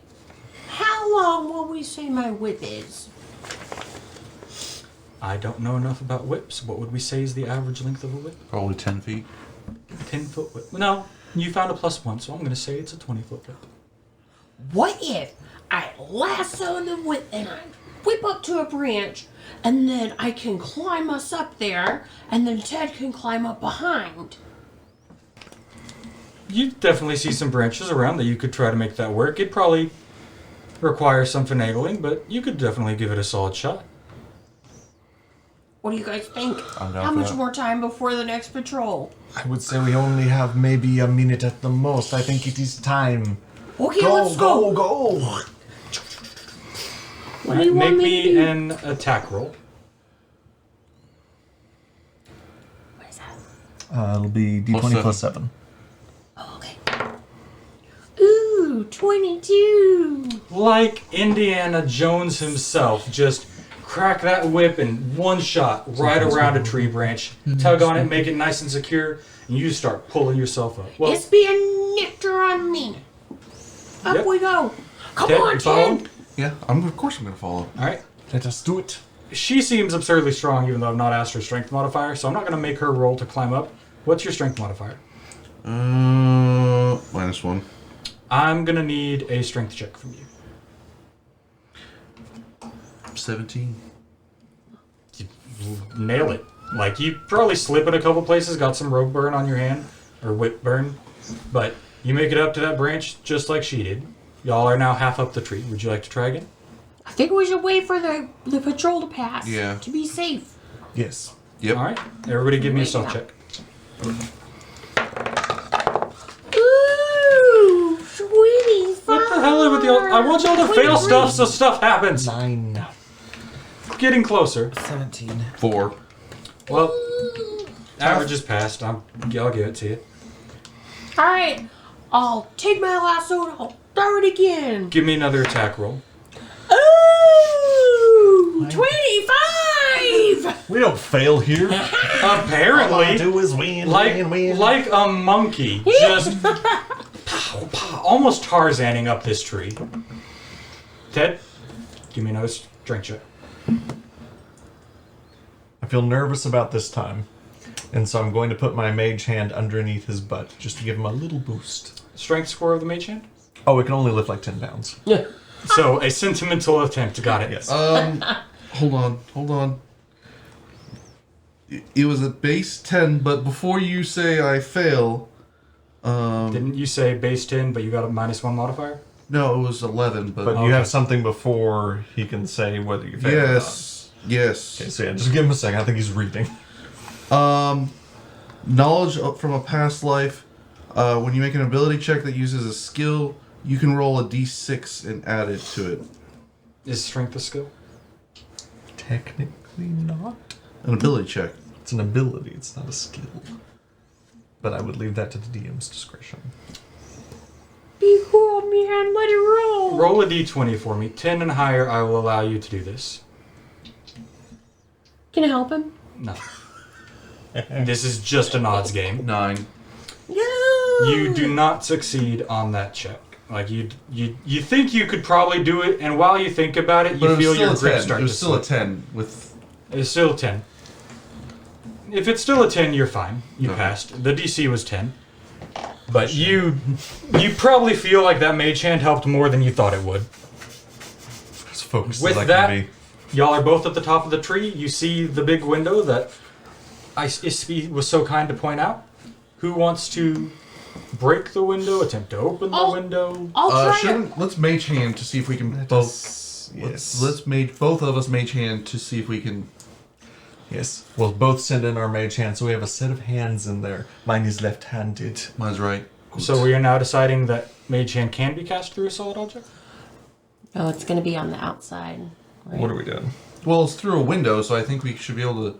Since we can see where it is, we should be able to The cast wording it. of the spell is, I think it's an area within range. Yeah, it doesn't... Then sure. Just earlier we said no on the Well, you is- said it was going to be blind because we couldn't see what was on the The other hand side. lasts, okay, special floating hand appears at a point, chose... I'll allow y'all to choose do which it. range. Both of you roll a single roll. Two. Yours gets stuck. 12. It takes a minute, but you eventually unlatch the window. I think that our spectral hands are right-handed. And then I'm And gonna... with that, you lift the window, you poke your head in, you look around. You don't immediately see anything. I'm gonna go in. Y'all have now entered Santa's lair.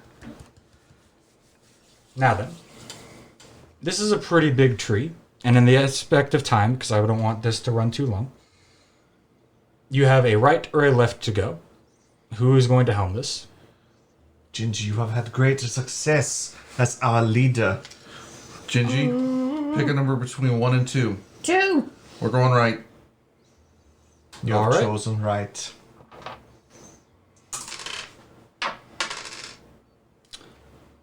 I also got a 2. It's in this. You get a feeling, you stop, you listen, you think you hear maybe some scuffling or something that way, and you're like, got it, going this way. You barrel down, you check doors. Occasionally you open a door and it's just an empty room, or you open a door and, was that a reindeer? And then you close it because you don't need to deal with that right now. Why is there a reindeer inside? You open the door, Some questions should not be answered. you see a This very, coming from the floating... very Christmas lights. large sack. Like, a surprisingly big sack, and you're like, that's probably something. Is it Not for right now, though. You close the door. Attached to anything? The sack eats him. He's not here anymore. It's a bag of holding. I attack Ted. A bag of devouring. Yep. You remember that wand of fireballs? You move along, and eventually you hear a sound. I want you all to make a perception check for me. 13. 19. Hold on. Perception. 7. 5.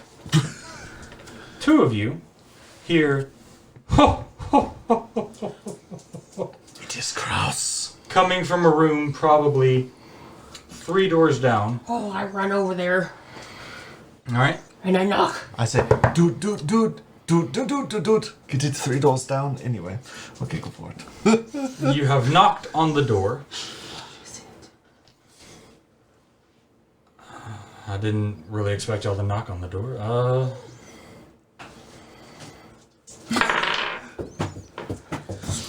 You hear the laughter stop very abruptly, and footsteps start coming towards the door, and you think, oh, all right, we're getting...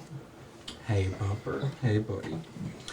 You hear the sounds of heavy footfall getting close to the door.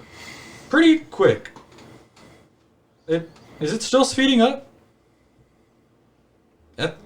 What is happening?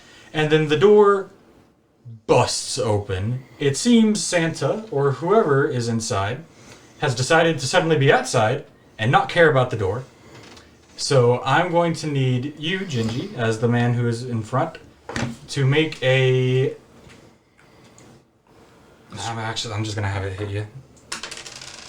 You're going to take 3 points of bludgeoning damage as you just burst into this, this figure just knocks you down, almost running ragshot over you. Rodshot. Roughshod. That one. And you look up from where you're on your back, and you very much see the familiar face of old Saint Nick. Santa! It's me! It's me, your old buddy, Gigi! All right.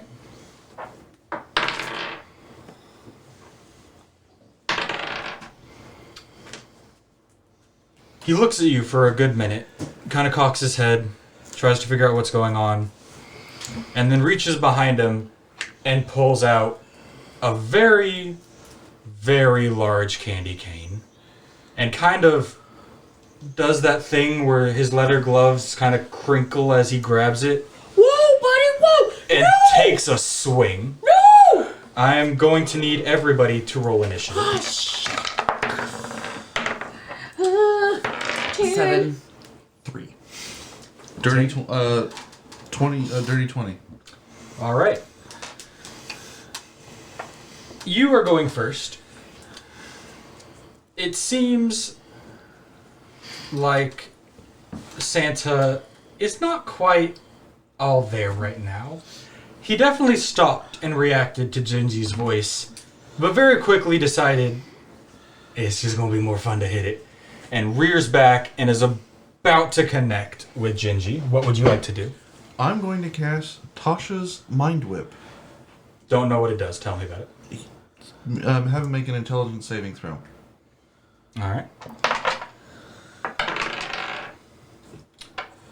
That is going to be a 18 from Whopping Old Saint Nick. Fucking A. Yeah, it saves.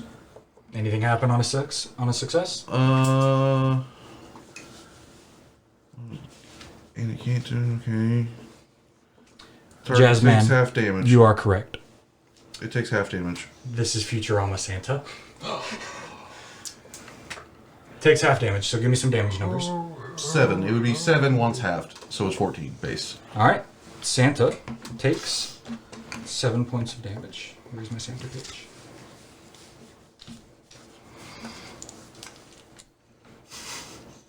All right. Will Gingy do it? Can Gingy do it?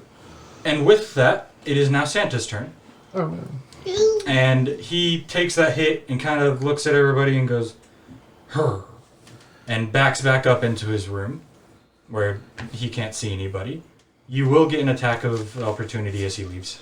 I take my whip and I lasso and try to whip him and wrap him up. Alright, give me an attack roll.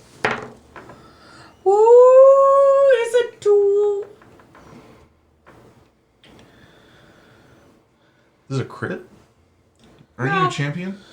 16 plus 7. Oh, 23. There we go. It's good. Pretty solid hit on old Saint Nick. You get that whip, and it doesn't wrap around him, but you manage to get it to snap right across his cheek and leave a nice solid mark. It's not bleeding, but you get the feeling that probably rattled his brain. Give me damage rolls.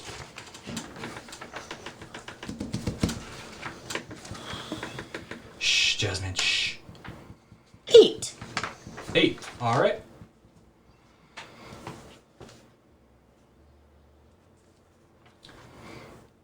That is going to be Santa's turn. He has left the room. He is now back into whatever room he was in.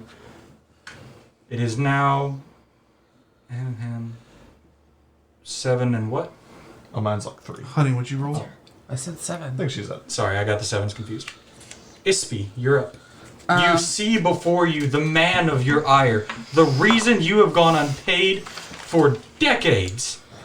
I'll just do the little fireball thing at him.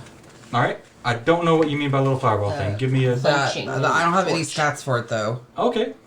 So, in this circumstance, give me a... roll a d20 and add 5. 21. Excellent.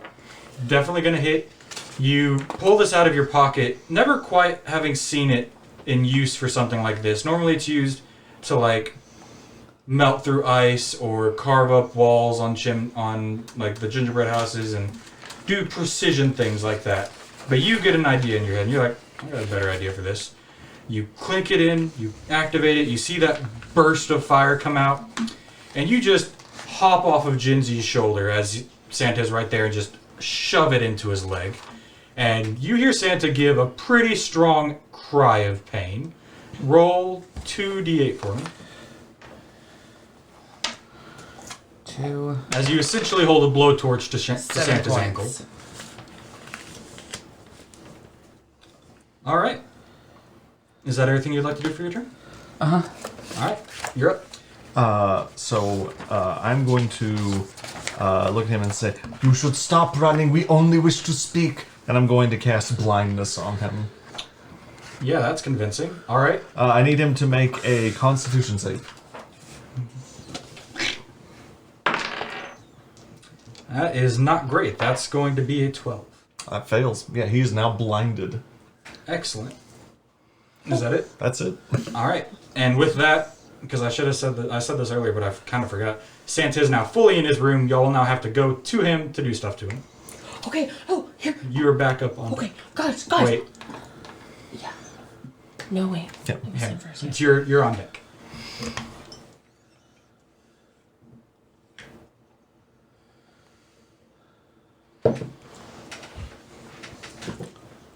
Whose turn is it? You. Oh, I thought it was. No, I got confused. It's you. So the way of combat, it's going to be you, Santa, you, and you. All right, so I am going to use my last 2 sorcery points to cast darkness, and I'm going to position us in a way that Santa won't be obscured, but like You're going to cast darkness on the man who's blind. yes, but what I'm oh crap! I thought that would give us cover. I mean, it will. It's also going to make most of you blind. Because we gotta find stuff. Okay, never mind. Not going to do that. It does, being blinded does grant you advantage on attacks against him. I'm just going to cast Chaos Bolt. Fuck it. All right, give me an attack roll. At advantage. At advantage. First one was I'm gonna go with 19. So Can one of y'all roll a 1 or something at some point tonight? I'd so appreciate it. It's 7 plus I have to roll a d6 with it. So Chaos Bolt, is that any part fire damage?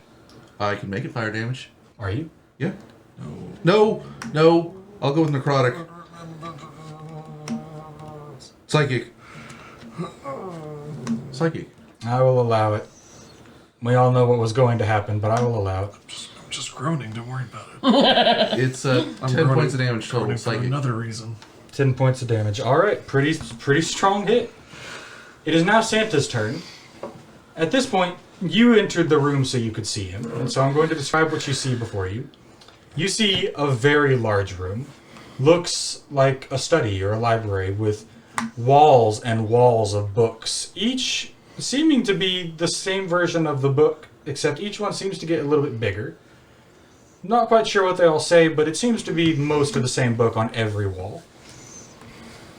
The room itself is not massive, probably 30 feet by 40 feet. Pretty good for a room, but considering the size of the tree, not massive. Santa is in the dead center of it, with his candy cane ready like a bat. Eyes darting around everywhere, not quite seeing anything. Yep. As you enter the room, the one thing that you also see almost immediately is directly behind Santa, a very large crystal, probably about 10, 15 feet tall, floating almost in the center of the room. And Santa is in front of it like the guard dog from hell. That is what you see. It is now Santa's turn. And at the top of the round, his lair action starts. So I'm going to want somebody to roll a d4. Don't care who. I got it. 2.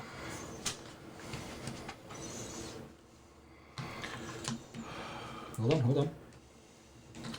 With that, Santa, his belly enlarges a lot bigger than you think he would. Like a bowl full of titty. And he clasps his hand together with the bat in it, like he just, because he's Santa, sure, and blows into him. And as he blows and blows and blows, he releases his hand and seems to throw 6 snowballs forward. But they don't fly at anybody. They seem to stack on top of each other and start growing. And at the end of this round, there will be 2 snowmen in the room with you. And for Santa's turn, he is going to approach you, who has entered his sanctum, and take a big old swing with his mighty bat. He will make it a disadvantage because he's blind. You sure will? So should make that I roll. need to roll. Yeah. Thank you. That's going to be a 19 and an 18, my friend. That hits. Santa's going to smack you. Not even gonna burn shield. That is only going to be 5 points of damage.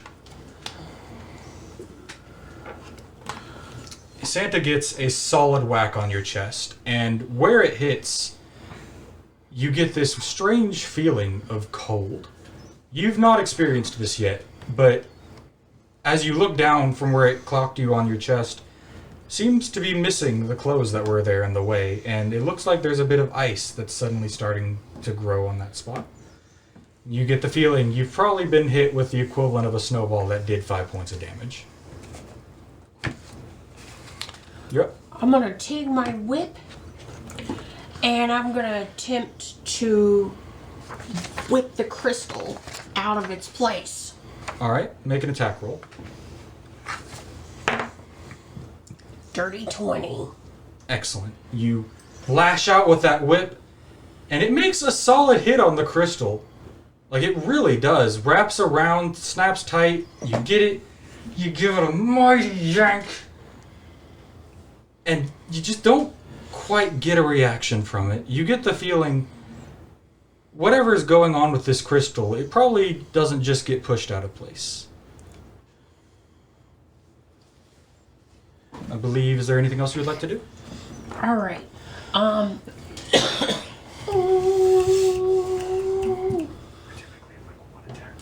Okay, so I have action surge, so I can take 1 additional action on my turn, and it can use this 1 time, so I'm gonna use it now. All right, I'm you gonna burn that action surge. I'm gonna take my great sword, and I'm gonna destroy the snowballs. All right. So you pick one of them and you run up and you get ready and you make your attack. Give me an attack roll. 17. Fucking wreck it. Like, it didn't even get a chance. It Get wrecked, son! just destroy it. I'm sorry, Ian. I'm trying to wrap it up. Is he tired? Yeah. Yeah, we gotta be up at 8 a.m. I'm sorry. This is going a little longer than I expected. But y'all are in the final fight. Okay. You got a good hit on that snowman. It is out. There is one snowman and one Santa in the room with the crystal. Ispy, you're up. I'm gonna do the same thing with my little snowball or my fireball. Gonna get back up to Santa, try to burn him again. Yeah. Make an attack. You said +5. That's 19. And then 2 d8s, 3, 8 points. All right. You, being the vindictive little shit you are, where's my money? And you take that ball of fire right back to that same ankle. And whereas before, it almost looked like you blanketed his ankle, now you can see that fire starting to dig into it. And it's strange. You distinctly remember hearing rumors of Santa being immune to fire. But it seems like some sort of weird magic that's coming from this ball making this fire seems to not give a shit. Alright, that's your turn. Light bulbs, you're up. Right. I am going to cast Magic Missile. Alright. And I'm going to shoot 3 of them. I'm going to shoot 1 at the snowballs, 1 at the Kraus, and 1 at the crystal. Alright, They all just automatically hit. cool. So the snowballs take 2 points of damage. Wrecked. Santa takes 5 points of damage, force damage. And the crystal will take 3 points of force damage. Alright. The snowball on Santa definitely takes some strong hits. The crystal, again, it connected. It hit the crystal. You see it shake and kind of vibrate a little bit. Didn't seem to move it out of place. So I shout out, I say, the crystal does not need to be damaged, and remember that Kraus is blinded. That's my turn. And with that, we are back up on top. Alright, I am going to... I'm going to cast Mind Sliver on Old Saint Nick. Alright. Does he make a roll for that? Yeah, it's a save. 13. In save. That is a natural 20 from Santa. Nope, I don't. It doesn't do anything because it's cantrip, so Alright. that kind of ends that. That was your turn. Santa's turn. Lair action happens again. This time I'm going to roll the d4 because I like rolling dice. 1. It's strange. With blowing the snowballs, that's a pretty Santa thing to do. But what he does now is he puts his hands to his stomach and kind of rubs it a little bit, just like he's happy and content. And with that, all of a sudden you all feel engorged, like you've eaten the biggest meal on the planet. It's almost difficult to move. You get the feeling that any movement speeds and reactions are going to be significantly impaired this round. And that's his lair action. Santa, again, seeing everybody here, in particular the little shit that keeps burning his elbow with a ball, his ankle with a ball, is going to take his big stick, give us a solid swing. At disadvantage. At disadvantage. Is this how it is with my robe of ice? Yep. Does he make a save from this, or? I don't know, let me look. It's a good question. I know it's concentration, so I know it can be broken that way. With disadvantage, that's going to be a 15 to hit. Doesn't hit. Oh, at the end of the turn, he can make another con save. 13 plus 5. That makes it. He's no longer blind. He is no longer blind. At the end of his turn. And we're gonna we'll say that's for this turn. Yeah. So, just misses you, but that is Santa's turn. Say, he is And no longer he's- blinded. He's favoring that leg pretty heavy, and it's weird. As you look at him, you notice a couple things are a little off with Santa. Like, he's still wearing his outfit and his hat, and he's got his big belly and everything like that, but his beard seems to have a lot of crumbs in it, and not like cookie crumbs, like pasta, and looks like little bits of meat and all sorts of strange foodstuffs. And as you look around at his outfit, it seems like there's feathers poking in spots that you're kind of surprised about. Just fun little observation for everybody. Alright, so it's my turn now. All right. Okay, Is it we're Krampus? attacking with the great sword again. Here's the attack roll. It's a 22. Here's the damage. Get ready. It's gonna be 2 plus 5 and 5. It's gonna be 12. 12 points of damage on our jolly old Saint Nick. Mm-hmm. How do you want to do this? Finish him! I want to go over there and grab him by the coat, pull him to me, and say, "You're not Santa!" Take my great axe and bring it down, slicing his body in half diagonally. I do. So you try to do that, and you definitely feel your battle axe hit, and it puts a pretty good carve into him. You don't bisect the jolly man down the middle, but you definitely ground him. Santa is done, and he is out. You now are left alone in the room with the crystal. What would you guys like to do? Push the crystal. All right, you get up near it, you put your back into it, and you push, I know, it's not gonna work. and it I'm doesn't gonna quite get seem I'm to gonna be get the able to- gold vial, and I'm gonna take it and I'm gonna throw it onto the crystal, like splash it onto it. All right, roll a d20 to see if you land the vial. 9. You whiff that vial, just goes sailing past the I middle try of the to crystal. catch it so it doesn't break with my mage hand. All right, give me a... Can I also assist him with it since no, I have a not mage on hand a as well? reaction. Give me an dexterity check. That is a 19. Oh, You snatch it out the sky. And then I'm going to take it and hover it over the crystal and drop it. All right, you don't drop it, but you see the mage hand kind of flick that cork and pour it over, and the liquid hits the top of the crystal. And to the disappointment of everyone in the room, nothing seems to happen. But as you watch that liquid trickle down all the way, until it gets to the very bottom of the crystal where it's kind of just floating in the air at a point, and it starts to drip down onto the little pedestal that's keeping it aloft, you see the magic hit the glyphs and sigils that are keeping it afloat and cause them to flicker, and the crystal starts to teeter over. You reckon now's the time to do something to Push it. it, Gingy! I push it! Gingy and I Spy go.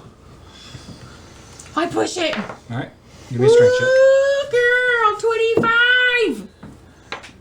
I don't know. Did you fail a single check today? Yeah.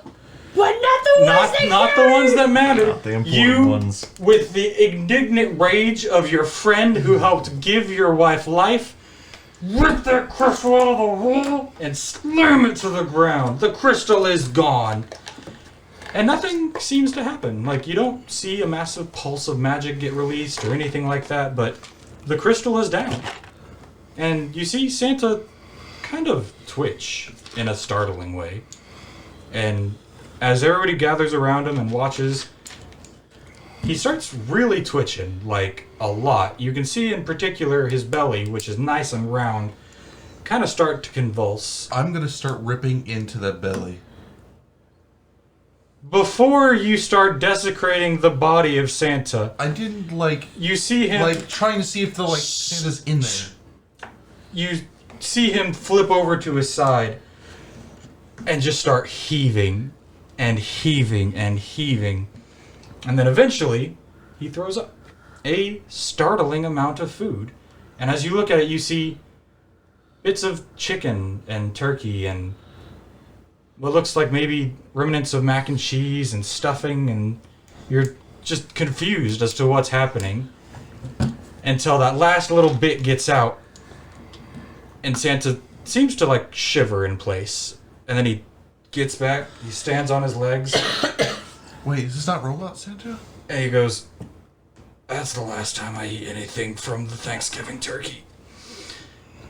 One would be wise to be wary of leftovers. Who are you and why are you in my... Gingy? Ah, Gingy! Santa, my How are you doing? What? I'm okay. What the hell Something happened? and we got summoned here to help, and there was a crystal over there, and there's evil snowman going around. We and were you summoned by Elfo and Lucy to come and assist you. My name is Nick. I am Christmas Lights. You're really smart. That's enough of this, and he slams his hands together, and that golden liquid that's been in those vials seems not as a liquid to pour from his hands, but he stretches his hands apart, and it's hanging there like tinsel. And he weaves his arms around and does all sorts of fancy stuff. I imagine like Doctor And Strange. releases it into the sky. Not sky, but room. And you watch as this is the reaction you were looking for. It seems to detonate and spread out. And this golden magic goes flying everywhere. And you rush to the windows to see what's going on. And you can see the shattered light bulbs in the street start to mend. The ruined buildings start to kind of give back way into their proper shape. The streets that were filled with snow start to just have it melt away. All of the statues you see are still frozen, but you get the feeling that town is now firmly under the grasp of Santa once again. And that is going to be where we end the episode. Yay! I do apologize, friends. Ran a little bit longer.